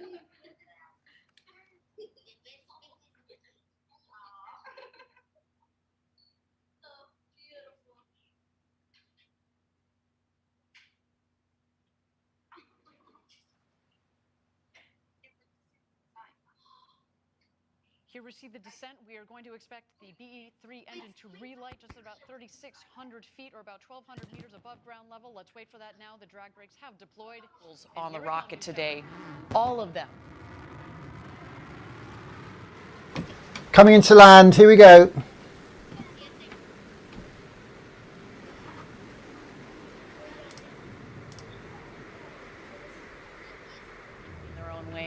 And all of them focused on inspiring others. Prepared and ready to go. New Shepard, all right, that's some good flight to space and back for that vehicle. We've got four incredible individuals. Provided a beautiful flight to space for our second human crew. Wow, that gets me every time we do this live down here in Texas. The sonic boom is so cool.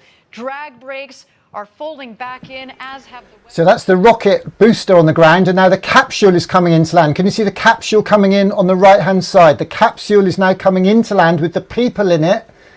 That's just the rocket booster you see there. The capsule is coming into land separately. It's going to land in the desert. It's going to have parachutes to slow it down. It's going to be land with a bump. It's not landing in the sea. It's landing in the desert, and you will see the sand and you'll see the bump. You're going to see this happen for real. Say a little prayer for everybody on that capsule, because we need to make sure those parachutes open, that they land safely. Here we go, here we go. The parachutes are opened. The parachutes have opened. There is the capsule coming in to land now. And here we go. 136 miles an hour. It's still going very, very fast. It's 3,000 feet from the ground. 60, it's slowing it down. It's slowing it down 50 miles an hour. Look and see what speed it's going at when it hits the ground. 2,000 feet from the ground. We're very, very close to the ground. The speed now is 16 miles an hour. It's stabled out at 16 miles an hour. Don't think it's going to go any slower than that. And this is New Shepard 18 with William Shatner and the crew on the hashtag SpaceTrek21 mission coming into land. 16 miles an hour looks like it's the terminal velocity, and it's now coming into land. Absolutely fantastic.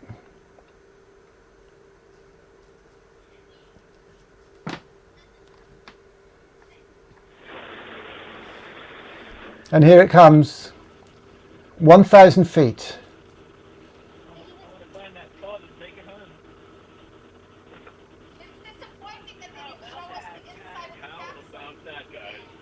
That was unlike anything they described. We got less than 1,000 feet. Say again? Do you hear me? Yep. It's disappointing that they didn't show us the inside of the capsule and them floating around. I'm surprised. That's interesting, isn't it? Yeah, maybe they had a loss of its signal. That's a good point. Astronauts 5, 96, 97, 98, and 99. That's unlike anything you'll ever Gonna land in the desert, not in the water like the other Stand by ones. touchdown. Stand by touchdown. Here it comes, landing down, landing now, hitting the ground anytime now. 100 feet, boof. And capsule touchdown. Welcome back, the newest astronauts. Audrey Powers, William Shatner, our customers, Glenn And all of DeVries, them focused and Chris on inspiring Poshausen. others. What a Prepared and day ready to for go. you. All right, that's Welcome good. back. I cannot wait to talk to them, Jackie, and just get what they In their own experienced ways. up there this And morning. all What a of them clean and focused beautiful on flight from the inspiring rocket others. for our astronauts. What an absolutely stunning flight. And I also Incredible loved hearing that individuals on the audio rocket of them today. on their All way of them. back about how this experience was for them. And I can't wait to hear their stories. Well, you heard William Shatner say, this is like nothing I've ever experienced before. So coming from a man who in theory has experienced space Who for has decades. gone warp speed and traveled the entire intergalactic universe. This was like nothing he's ever seen before. What a day for our astronauts. So now our team is preparing landing safety operations and recovery of our astronauts from the crew capsule. We'll be on the ground at the landing site to follow the action in just a bit. Maybe even talk to the world's We've got newest four incredible astronauts. individuals on the rocket Some today. absolutely All of them breathtaking stuff. And I'll inspiring note in their that own ways. you're going to see our the recovery team show up very shortly because we actually send them out before the capsule has landed, because through our modeling, we get by now we're very, very good at analyzing where the capsule is going to come down, Very given where precise we know on that link. exactly where the winds are. And so we're going to see the recovery team come out there, and of course they will also be joined by some of their friends and family to watch as they emerge from the capsule. Let's check out these beautiful shots of our 4 astronauts there in the Texas desert after having gone up over the Kármán line and back.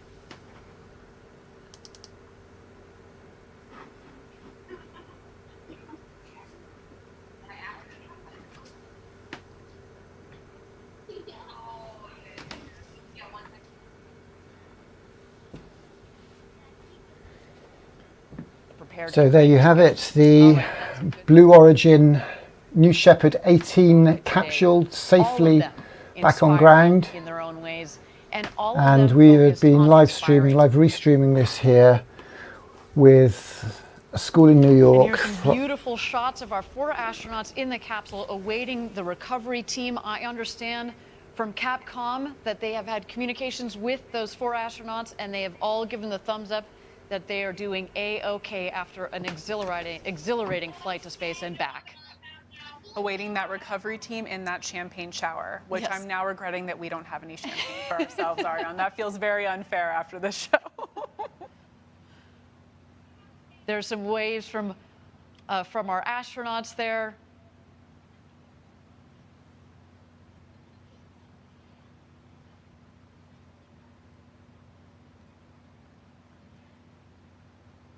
And there in the foreground, you see the capsule, the background, their ride to space, the New Shepard booster. Again, that booster has flown to space and back 4 times with this flight. And coming to get them is the recovery crew.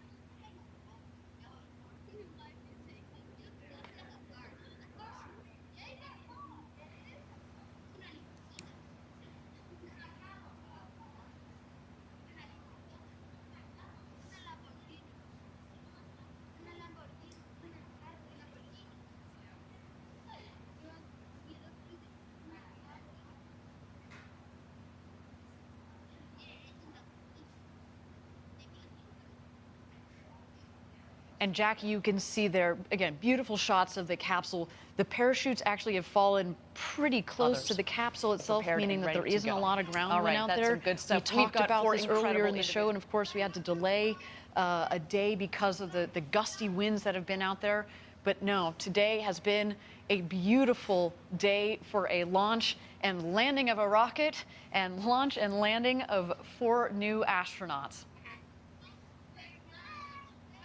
I know we were talking to Chris a couple days ago, and he actually flew that USB full of music from around the world to space. As you mentioned, he's a DJ. So, of course, we have our new astronauts. We have our Club for the Future postcards that have just returned from space. And, of course, you know, some of the personal items like this awesome USB full of music. I wish we could be playing some of that right now. Well, you probably will soon. Actually, you know, as we mentioned, Chris Bosshausen has kind of a side gig as a DJ, DJ Crispy, and he actually released an album on Friday, and I can't wait to see what he does with that music. Some musicians on board too. Of course, William Shatner. Everybody knows him as an actor. He also sings. I think that's one of the most beautiful things about what we're doing at Blue Origin. Again, opening the door to more people to go to space. Yes, the scientists, yes, the engineers, but now the artists, poets, singers, DJs, let's just see what they create coming out of this experience. We have said it before, going to space changes you. We've talked about the overview effect, and I can't wait to see how the stories that come out of, and the art that comes out of this. All right, we now have Sarah Knight going around the capsule, getting the thumbs up from each of our astronauts.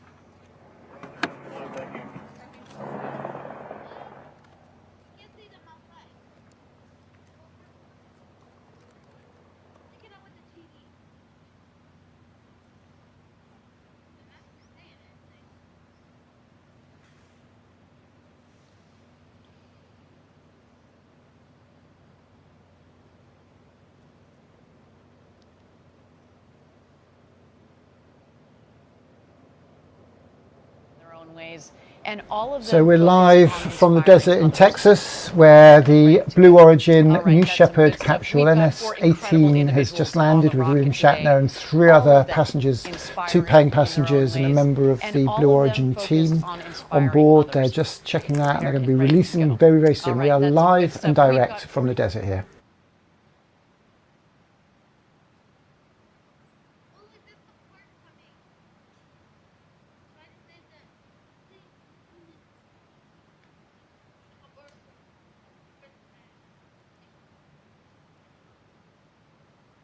Thank you again, everybody, for joining us live from West Texas, where we have just completed our 2nd human flight of the New Shepard vehicle.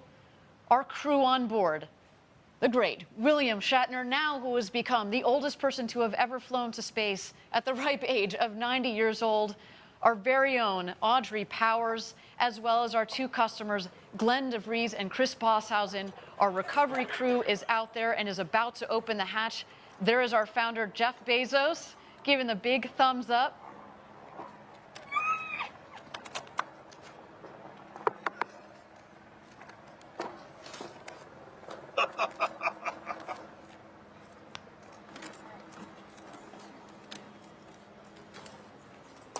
This looks like a familiar shot I remember seeing recently. Yes. A very happy Woo!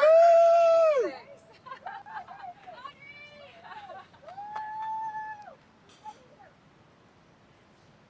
And here come their friends and family.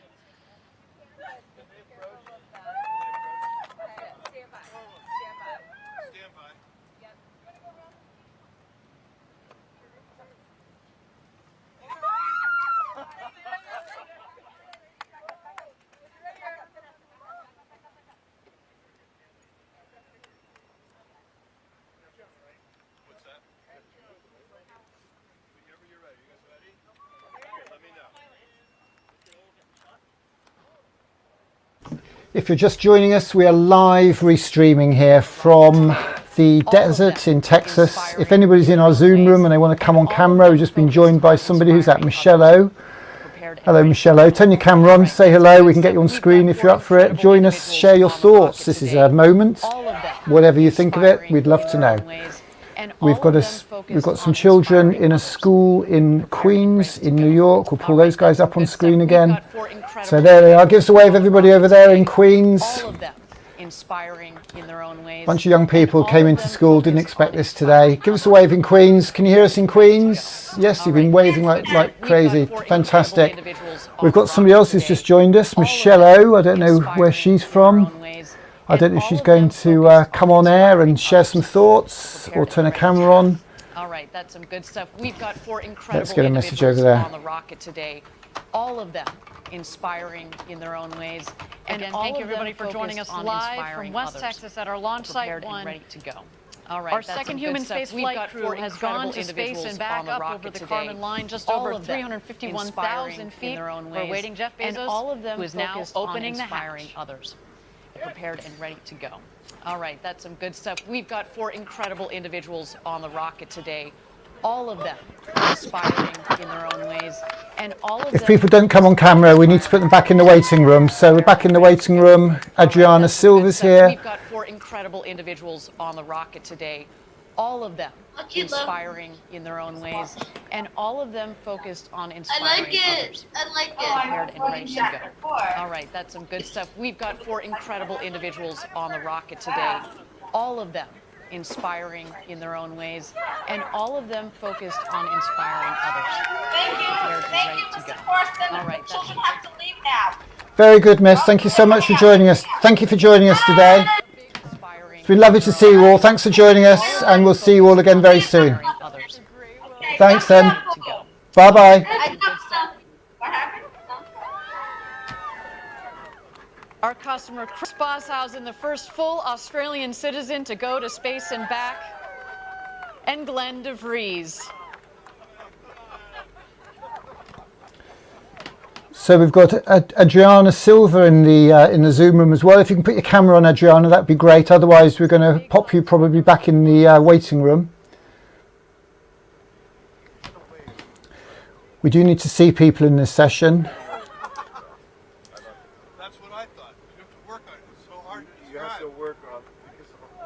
Not only is it different than what you thought, it's so different. You know what the impression I had that I never expected to have is you're shooting up.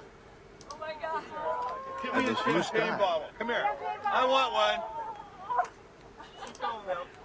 I want to hear this. Here. You want a little of this? Okay.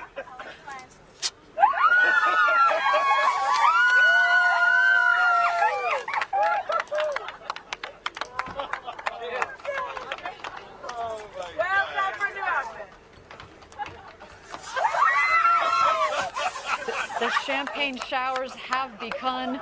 Smiles all around. William Shatner taking in the moment clearly. What you have built. If everybody in the world prepared and ready to go. All right, that's some good. Hello, miss. We've got you on screen there. Let's have a chat with you, shall we?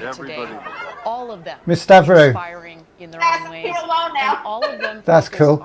You're chopping your head off a little bit. Put your head, turn your camera up a little bit. All right, that's some good stuff. We've got. So what did you think of that, miss? Enjoy that? On the rocket today. That was really good. Who was that one that came into the room with in her their own ways? And all of them focused. The woman who. Like, what the heck? Prepared and ready to go. Who did? I didn't see anybody else. We've got 4 incredible. That Michelle, like the one that you kicked out. She was in. She came in. Her picture was. She had a picture of boobs. And all of them focused on inspiring. Oh right, okay. That was. I had Did you that. know her? No, I didn't. So basically, I turned it out. On the rocket today. Oh, yeah. All of them. We're live now, miss. So bear that in mind. We're all good. And all of them focused. We're live and direct here. Prepared and ready to go. It's all good. Some good stuff. So We've good. got 4 incredible individuals on the rocket today. All of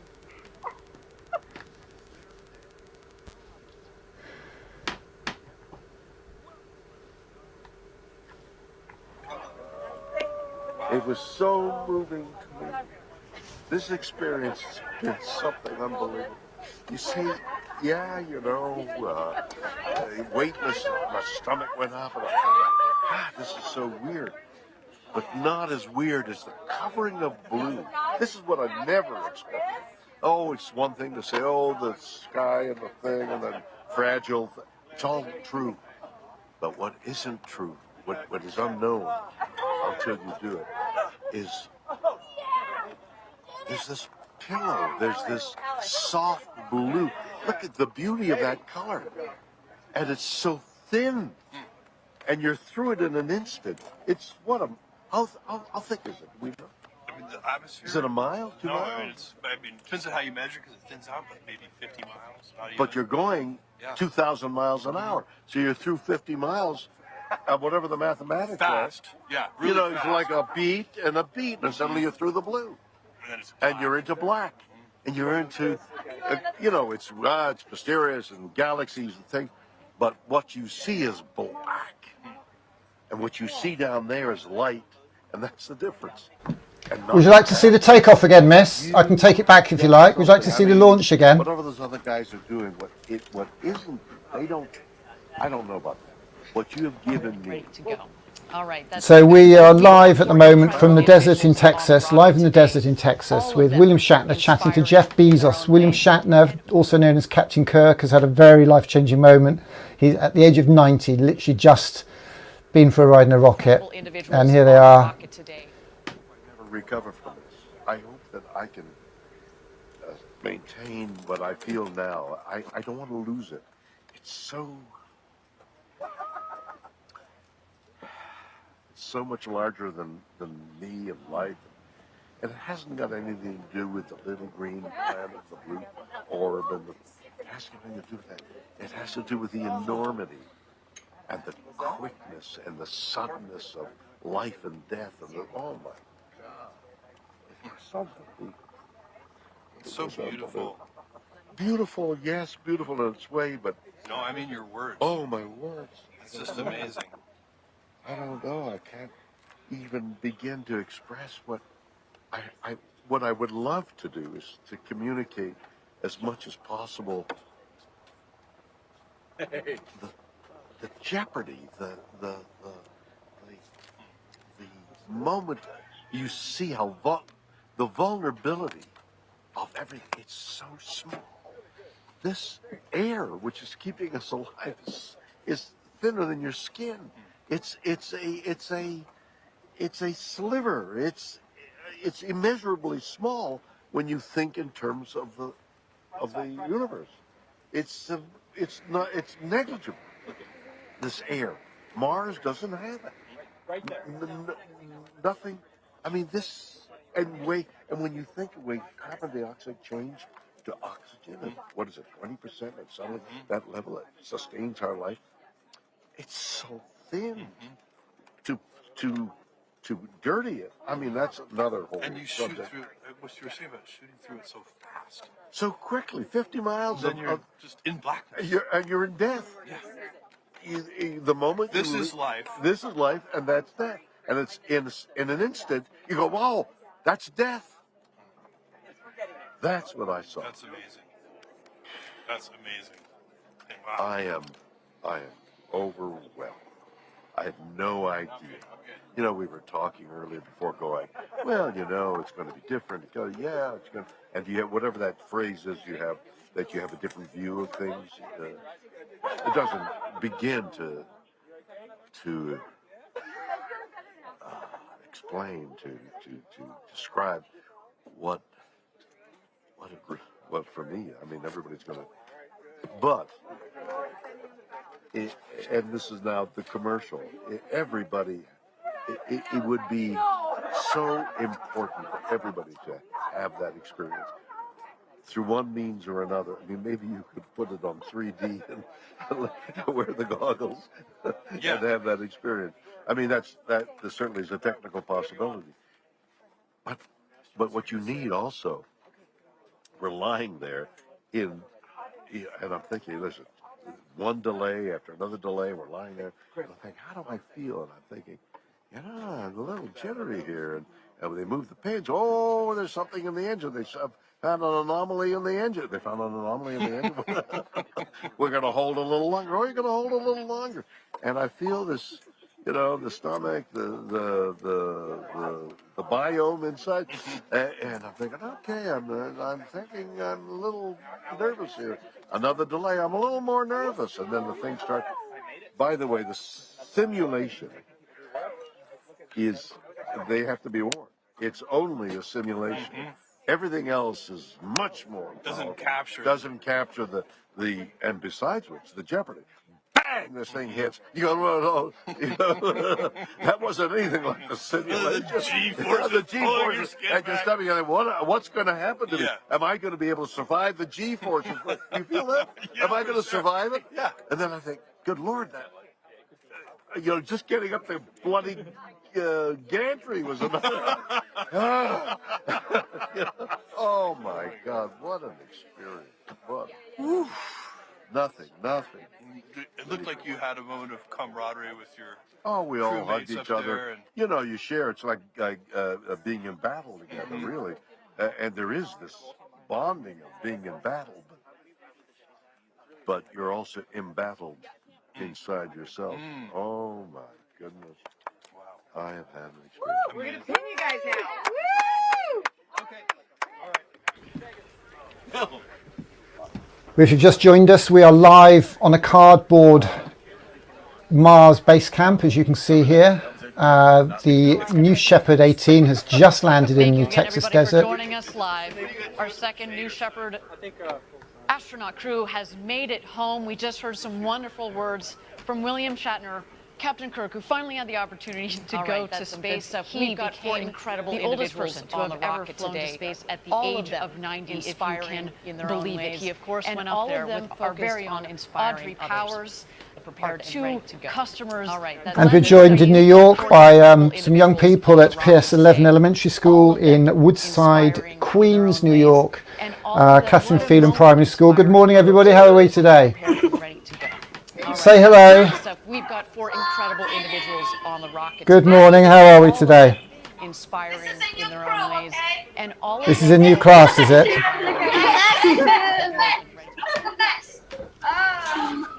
a lively bunch, not like the other ones. Wait, what happened? What's your name? Ow, my face! You're in a... on the rocket today. you need like all of them inspiring in their own ways. And all So would you guys like to see the launch again? Would you like to see the rocket launch? Let me see if I can get you back to that then. Okay, hang on a second. So where are you guys from? One person at a time. Let's hear you one at a time. Where are you guys from? We're from New York. You're in New York, are you? Very cool. Very cool. Okay. So let's see if we can get you the rocket launch again then. Okay, so this is the rocket launch at T-1 minute. We're going to go back for an action replay.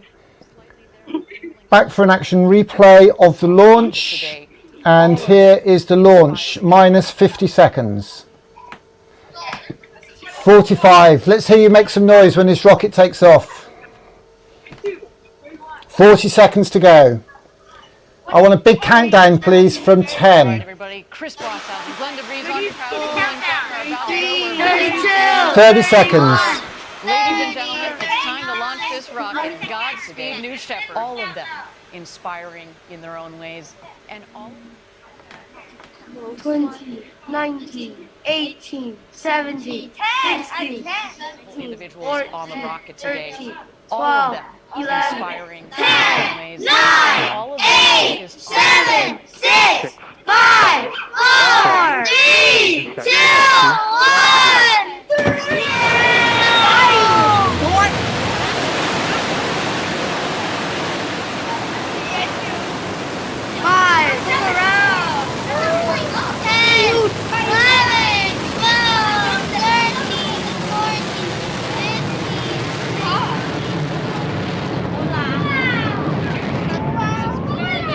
She is on space with the second human spaceflight crew. What a launch. We are on our way to Max-Q, the first milestone here on its flight to space.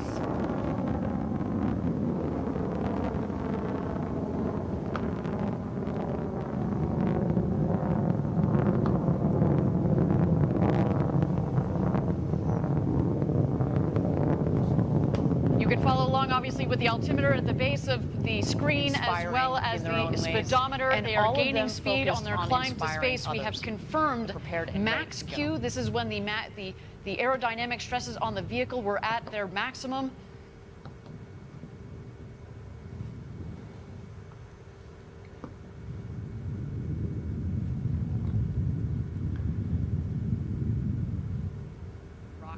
So there you have it, guys. That was the launch. That was the rocket taking off. And all of them focused on inspiring others.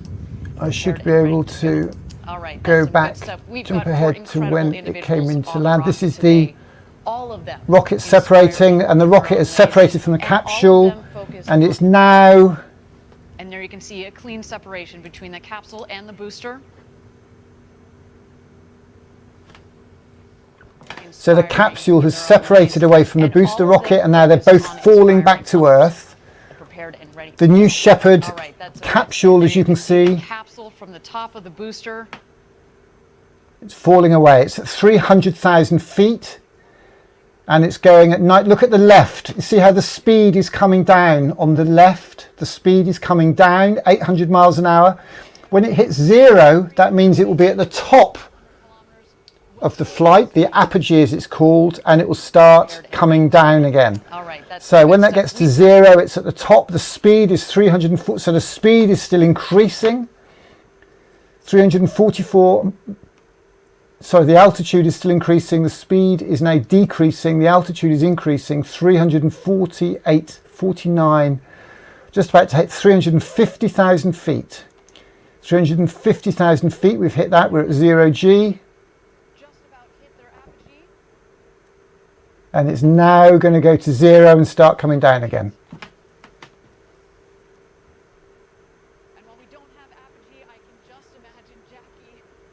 And now the rocket is falling. You can see that the speed is now increasing as the rocket, the capsule falls. And now we'll jump ahead and see it coming into land. So this, what you see on the screen here, is the booster rocket coming back down to land, and it's going to land in the desert, and it's going to be filled up with fuel and used again. It's a fully reusable rocket. Fully reusable rocket, so that they can use that rocket again. It's now coming back into land. The jet engine at the bottom will fire in a minute. You'll see that fire, and then it will land in the desert. Landing in the desert in Texas. Here goes the engines. The engines are firing. The engines are pushing against the ground. This is it landing just 20 minutes ago.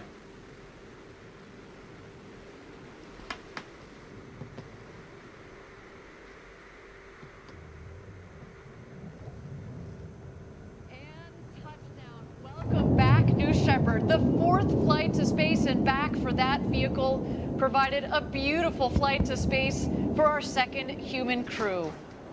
Wow, that gets me every time we do this live down here in Texas. The sonic boom is so cool. Drag brakes are folding back in, as have the wedge fins. Just looks like you could fuel her up and go again. What do you think, Jackie? And even when you know to expect the sonic boom, it still catches you off guard every time. Talk about a rumble. So now let's see if we can find the capsule landing. Jump ahead and watch that. So we're now watching, this is just 30 minutes ago when this happened. So here's the capsule coming down. Fuel her up and go again. What do you think, Jack? The show is not over. The capsule is descending. We are waiting for first the drogue chutes to deploy. Those are very much like the guide parachutes. They will subsequently be followed by the main parachutes that will fully first reef and then fully inflate. And there go the parachutes. The parachutes have now opened. The rocket is descending. If you look at the altitude number on the right, that's the height that the capsule is off the ground, 3,000 feet and counting, 2,700. It's now coming into land. And when the altitude hits 0, that means it's hit the ground. The speed is 20 miles an hour. It's now 16. 16 miles an hour is the terminal velocity. The parachute won't let it go faster than 16 miles an hour. There's going to be quite a bump, because if you imagine a car going at 16 miles an hour hitting a wall, that is quite a bump. That is quite a bump. It's coming into land, 1,700 feet.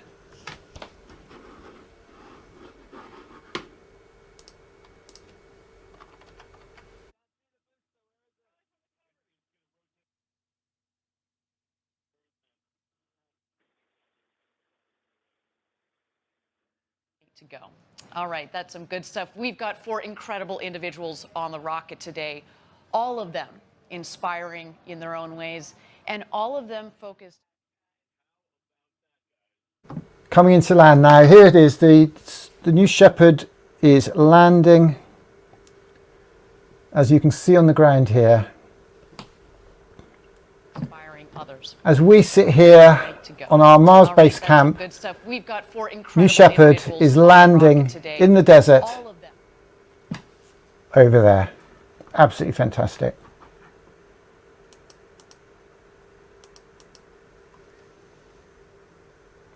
This happened just 30 minutes ago. Stand by, touchdown. Fingers crossed for a safe landing. Here we go. And capsule touchdown. Welcome back, the newest astronauts. Audrey Powers, William Shatner, our customers, Glenn DeVries and Chris Poshausen. What a day for you. Welcome back.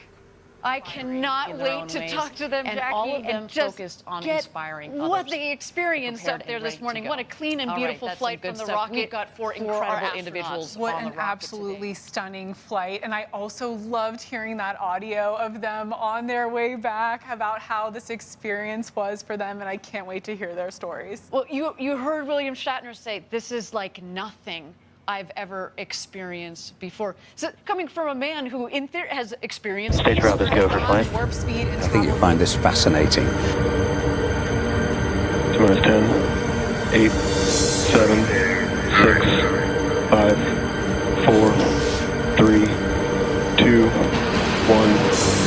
0. We have liftoff.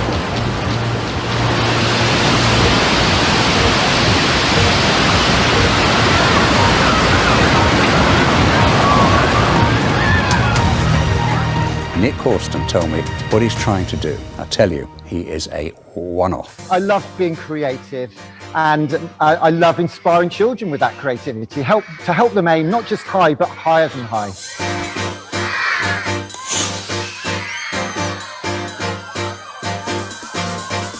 That's awesome. That was crazily high. Okay, so what have you been doing with the children in Coventry today? Well, I don't know if you saw, but the Inspiration 4 rocket launch last night went off, and that is all about inspiring children to aim high in life, to follow their dreams, to find something they're passionate about and follow that, to maybe make a bit of money, to maybe make a few friends, to make the world a better place. And what we've been doing today is talking to the children about what happened last night, what that meant, because in 30 years, Elon Musk has said he wants to take 1 million people to Mars, which sounds fantastical. But he's built a rocket that can do it, the Starship. He's now building 1,000. Each one can take 100 people, and in 10 years, 10 times 100 times 1,000 is 1 million people in Mars. And I hate to say it, Nick, it's not going to be me and you that are going. We're going to be in care homes. It's the kids in school today.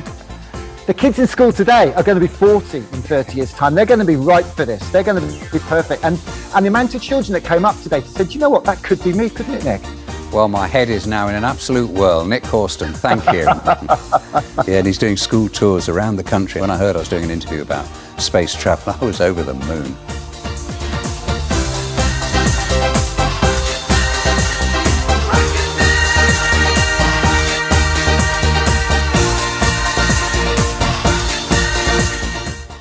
So if you've just joined us, we're live from Texas. We're live restreaming the New Shepard, Blue Origin space flight. And we've got some special guests here with us today. We are joined in our studio by young people, students at PS11, Catherine Phelan School, Woodlands, Queens. Hello everybody, can you hear me okay? Can you hear me? Let me show you my tech quickly. This is the technology we're using.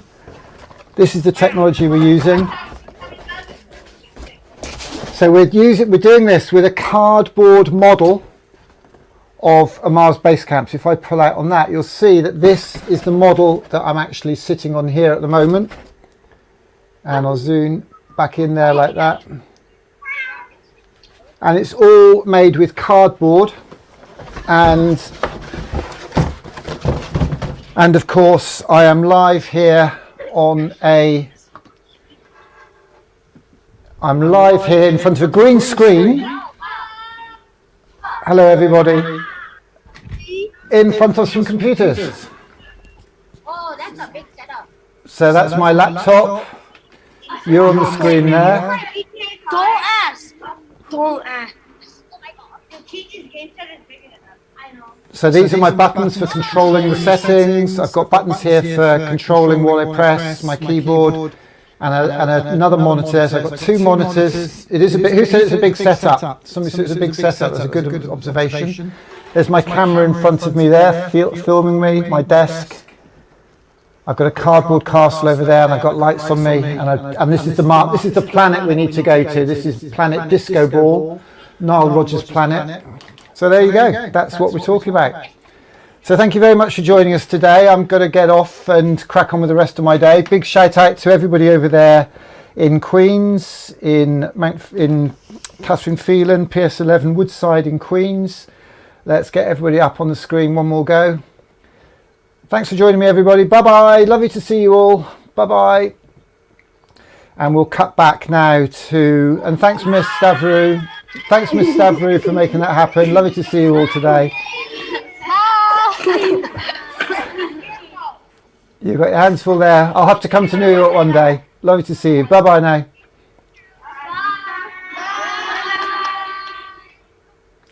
Fantastic. And live, as I say, we're in the desert here with Jeff Bezos handing out the medals to the crew members who've literally just had, I think one can very safely say, a flight of their lives today. Absolutely fantastic for them. Obviously lots of questions in terms of environmental responsibility, space tourism, and I'm not going to be going into those questions today for various reasons. I think we'll just make the most of the moment of what's happening here today. Here on our cardboard base camp in a school, in this case a school in Coventry, Parkgate Primary in Coventry, who hosted us just the other week, as you saw in that film there. And I think as a play out now, I'll just play out the film that is very much the film of who we are and what we do here at STEAMco. I'd like to thank everybody for joining us today, for joining us on this special day, quite an interesting day where literally history was made. The oldest man to go to space, William Shatner of Star Trek fame, had a fantastic time there, fantastic to see him. And I think I'll just very quickly say goodbye to Miss Stavru now she's back in front of her screen. Get her up on the screen there. Hello, Miss Stavru, did you enjoy that? You're on mute at the moment. Yes, thank you very much. Lovely to see you. Thank you so much, Miss. Thanks for joining us today. It's been absolutely fantastic, and it's lovely to connect with you, and we'll be in touch very soon. Thanks for all your support. Bye-bye. You're going crazy. Fantastic. So let's play the film out and let's run the film. Thank you very much for joining us. This is STEAMco. I'm just a dad. I do what I can to inspire young people to find their creativity, to find their art, powered by community. We're all born artists. The problem is to remain an artist as we grow up. That was Pablo Picasso.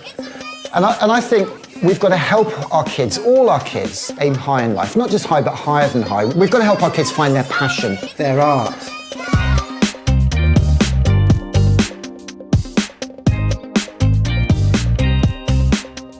So I'm Nick Corsten. I'm just a dad. I'm co-founder of STEAM Co. One day maybe I'll be the CEO, I don't know. So STEAM Co is a non-profit community enterprise that helps connect our kids with their art and our communities with their schools by running creativity days. And we want to get the whole community involved. We want people who've had kids, not had kids, got kids, whatever, to come and work with us to help us run these days.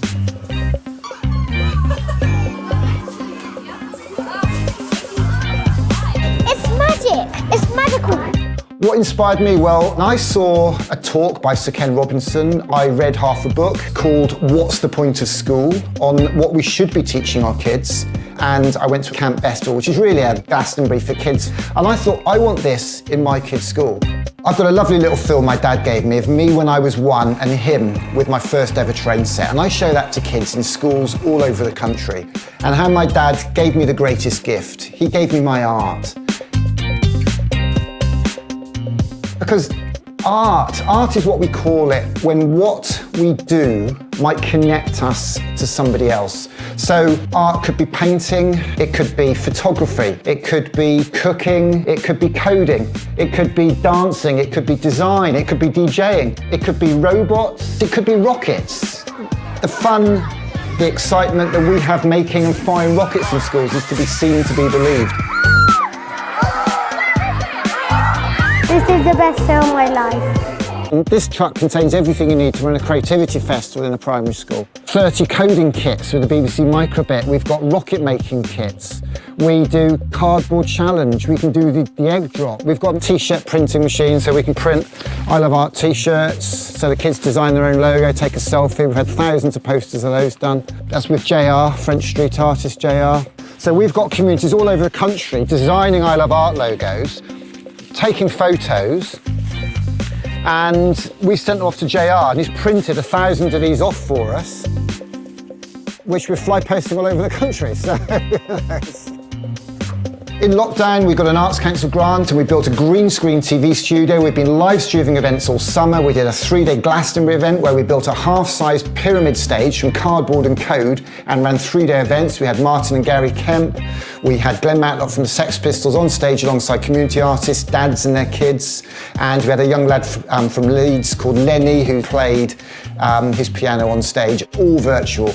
And that's what we want to do. Lockdown's not going to lift in a hurry, and we're running festivals from a spare bedroom here in Paddington, but we need people involved. We want people to collaborate for creativity. I think they're doing fantastic work with STEAM Co. For me, collaboration is everything. Elton John gave me the greatest gift. Actually, he made a film, I don't know if you saw it, with John Lewis, where basically he tells the story of how he was given a piano as a kid and worked hard and made literally $1 million. I saw that film, ripped it off, put our own subtitles on it, and Elton John retweeted it. It had 50,000 views in an hour, and I went on a 2-week UK tour from Cornwall all the way to Carlisle, showing that film, showing my train set film, talking to kids about art and creativity, letting off rockets, and inspiring schools across the country in our 12 days of Creative Christmas tour. You've inspired one little boy in particular, a very quiet boy, and as that rocket shot into the air, we heard the words blast off come out of his mouth. Innovation, technology, and dreams rocketing up to the sky. The state education system, we have a lot of people feel it's been narrowed and narrowed and narrowed, focusing on teaching and testing of highly academic subjects, which are important, which are right for some kids, but it's not for everybody. And some kids come out of the education system literally broken. 9 out of 10 schools in Britain have reported cutting the arts in some way or another, which is a real tragedy. And we're going to lose that cutting-edge creativity that made Britain so famous. Creativity is Great Britain, after all. The ideal future for me would be a whole load of these trucks on the road with passionate, enthusiastic, committed, creative people, helping connect kids with their art and communities with their schools all the way across the UK. As Albert Einstein said, imagination can take us anywhere.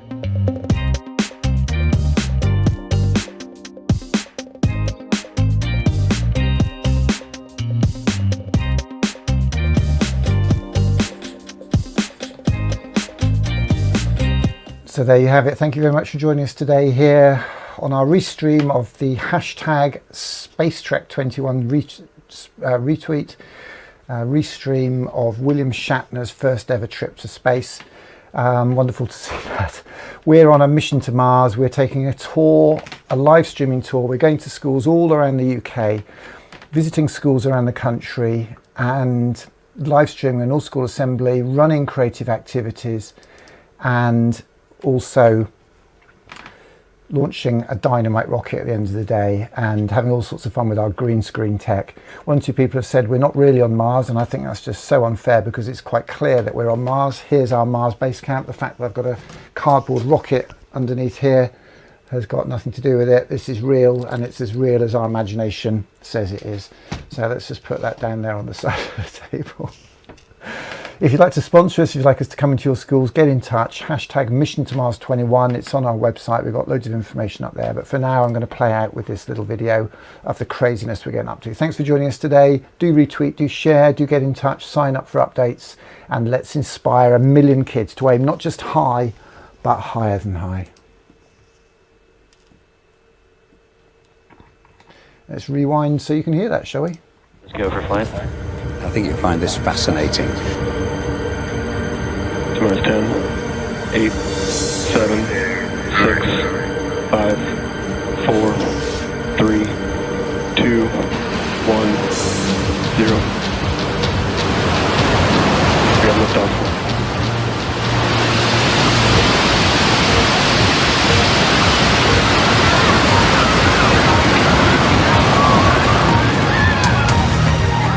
Nick Horston told me what he's trying to do. I tell you, he is a one-off. I love being creative, and I love inspiring children with that creativity, to help them aim not just high, but higher than high.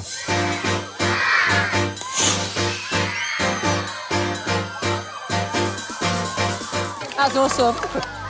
That was crazily high. Okay, so what have you been doing with the children in Coventry today? Well, I don't know if you saw, but the Inspiration 4 rocket launch last night went off, and that is all about inspiring children to aim high in life, to follow their dreams, to find something they're passionate about and follow that, to maybe make a bit of money, to maybe make a few friends, to make the world a better place.